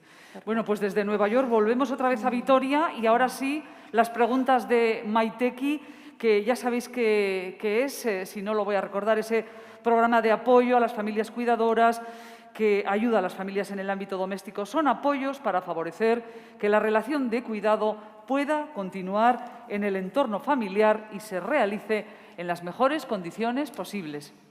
A ver, Maiteki, adelante. Gracias. Bueno, otra vez. Otra vez, María Luisa, que ya le conocemos.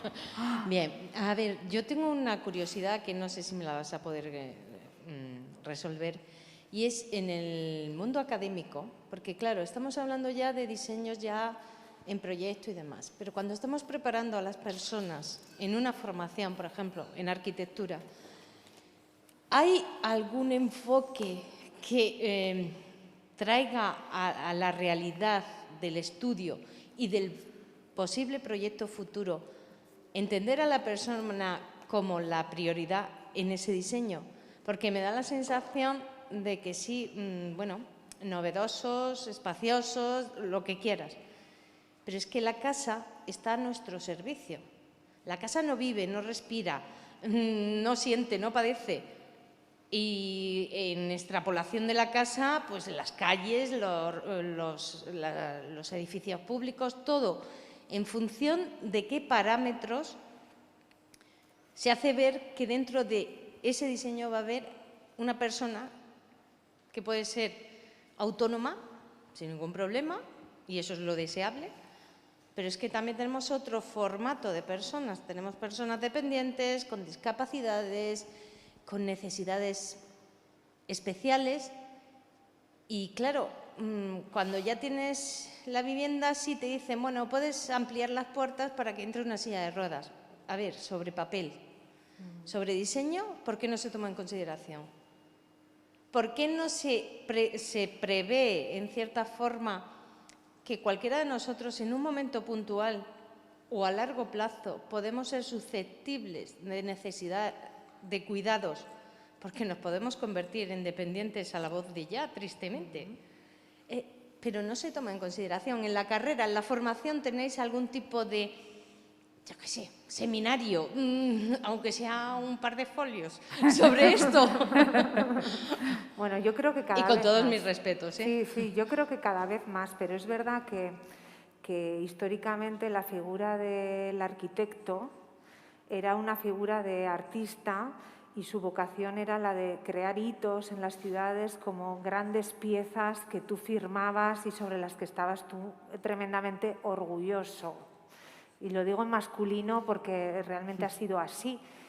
Y desgraciadamente sigue siendo así, porque bueno, aunque hay muchas arquitectas y estudiantes, pero quienes firman siguen siendo mayoritariamente los hombres. Entonces, realmente es verdad que la disciplina del urbanismo parece que es, bueno, que tiene menos nivel, ¿no? O sea, que ya dejas de ser ese artista, esa figura que va a hacer grandes cosas, cosas importantes para la humanidad, cuando realmente estamos hablando de vida cotidiana. O sea, que el urbanismo es realmente el que diseña la plataforma de vida cotidiana y en la que se desarrollan, como decíamos antes, todas las actividades en todos los rangos de edad y situación.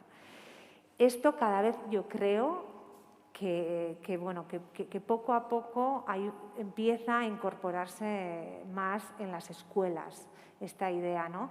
Pero es verdad que, por ejemplo, los proyectos fines de carrera tienen que ser una edificación. ¿Por qué? ¿Por qué una persona que está estudiando arquitectura no puede presentar un proyecto de fin de carrera que tiene más que ver con lo social o con el urbanismo, ¿no? Hay equipos que están trabajando ya fuera de la escuela y que soy conocedora que tienen relación con las escuelas y bueno, yo creo que está teniendo un desarrollo ya. Lo que decías de las viviendas no solo es una cuestión de escuela, es cuestión de legislación también. Quiero decir que la vivienda es un producto que vende unas promotoras para sacar un rendimiento económico y hasta ahora se ha tenido la idea de que cuando una vivienda es una vivienda pública, a esa vivienda le prestamos atención para que cumpla una serie de condiciones pensando en la persona que va a habitarlas, pero cuando son las viviendas son de promoción privada, todo vale.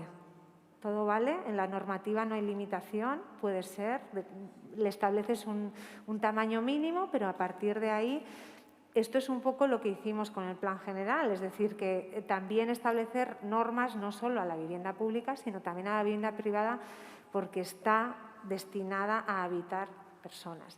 Y lo que estás comentando, hay muchos estudios ahora que se están desarrollando sobre viviendas adaptables, ¿no? Este tema de cómo las viviendas pueden ser piezas que se vayan desarrollando y que tenga unos núcleos que puedan ser fijos como los aseos o las cocinas, etcétera, y el resto de los espacios se puedan ir adaptando a distintas situaciones. Y esto, bueno, es un proceso que se ha iniciado ya hace unos años y que se está desarrollando, pero es muy difícil incorporar esto cuando realmente la vivienda es un producto que tiene un rendimiento económico tan importante, ¿no? y en el que inciden pues, muchos intereses. Sí, ciertamente. Es difícil. O sea, nosotros con la normativa poder aplicarla y tratar y poder compartir el porqué con los promotores privados, pues ha tenido un trabajo detrás. Sí, sí. Pero ahí está la administración pública. Quiero decir que no solo es una cuestión de escuela y de enseñanza, es también una cuestión de actuación desde la administración pública, con la legislación.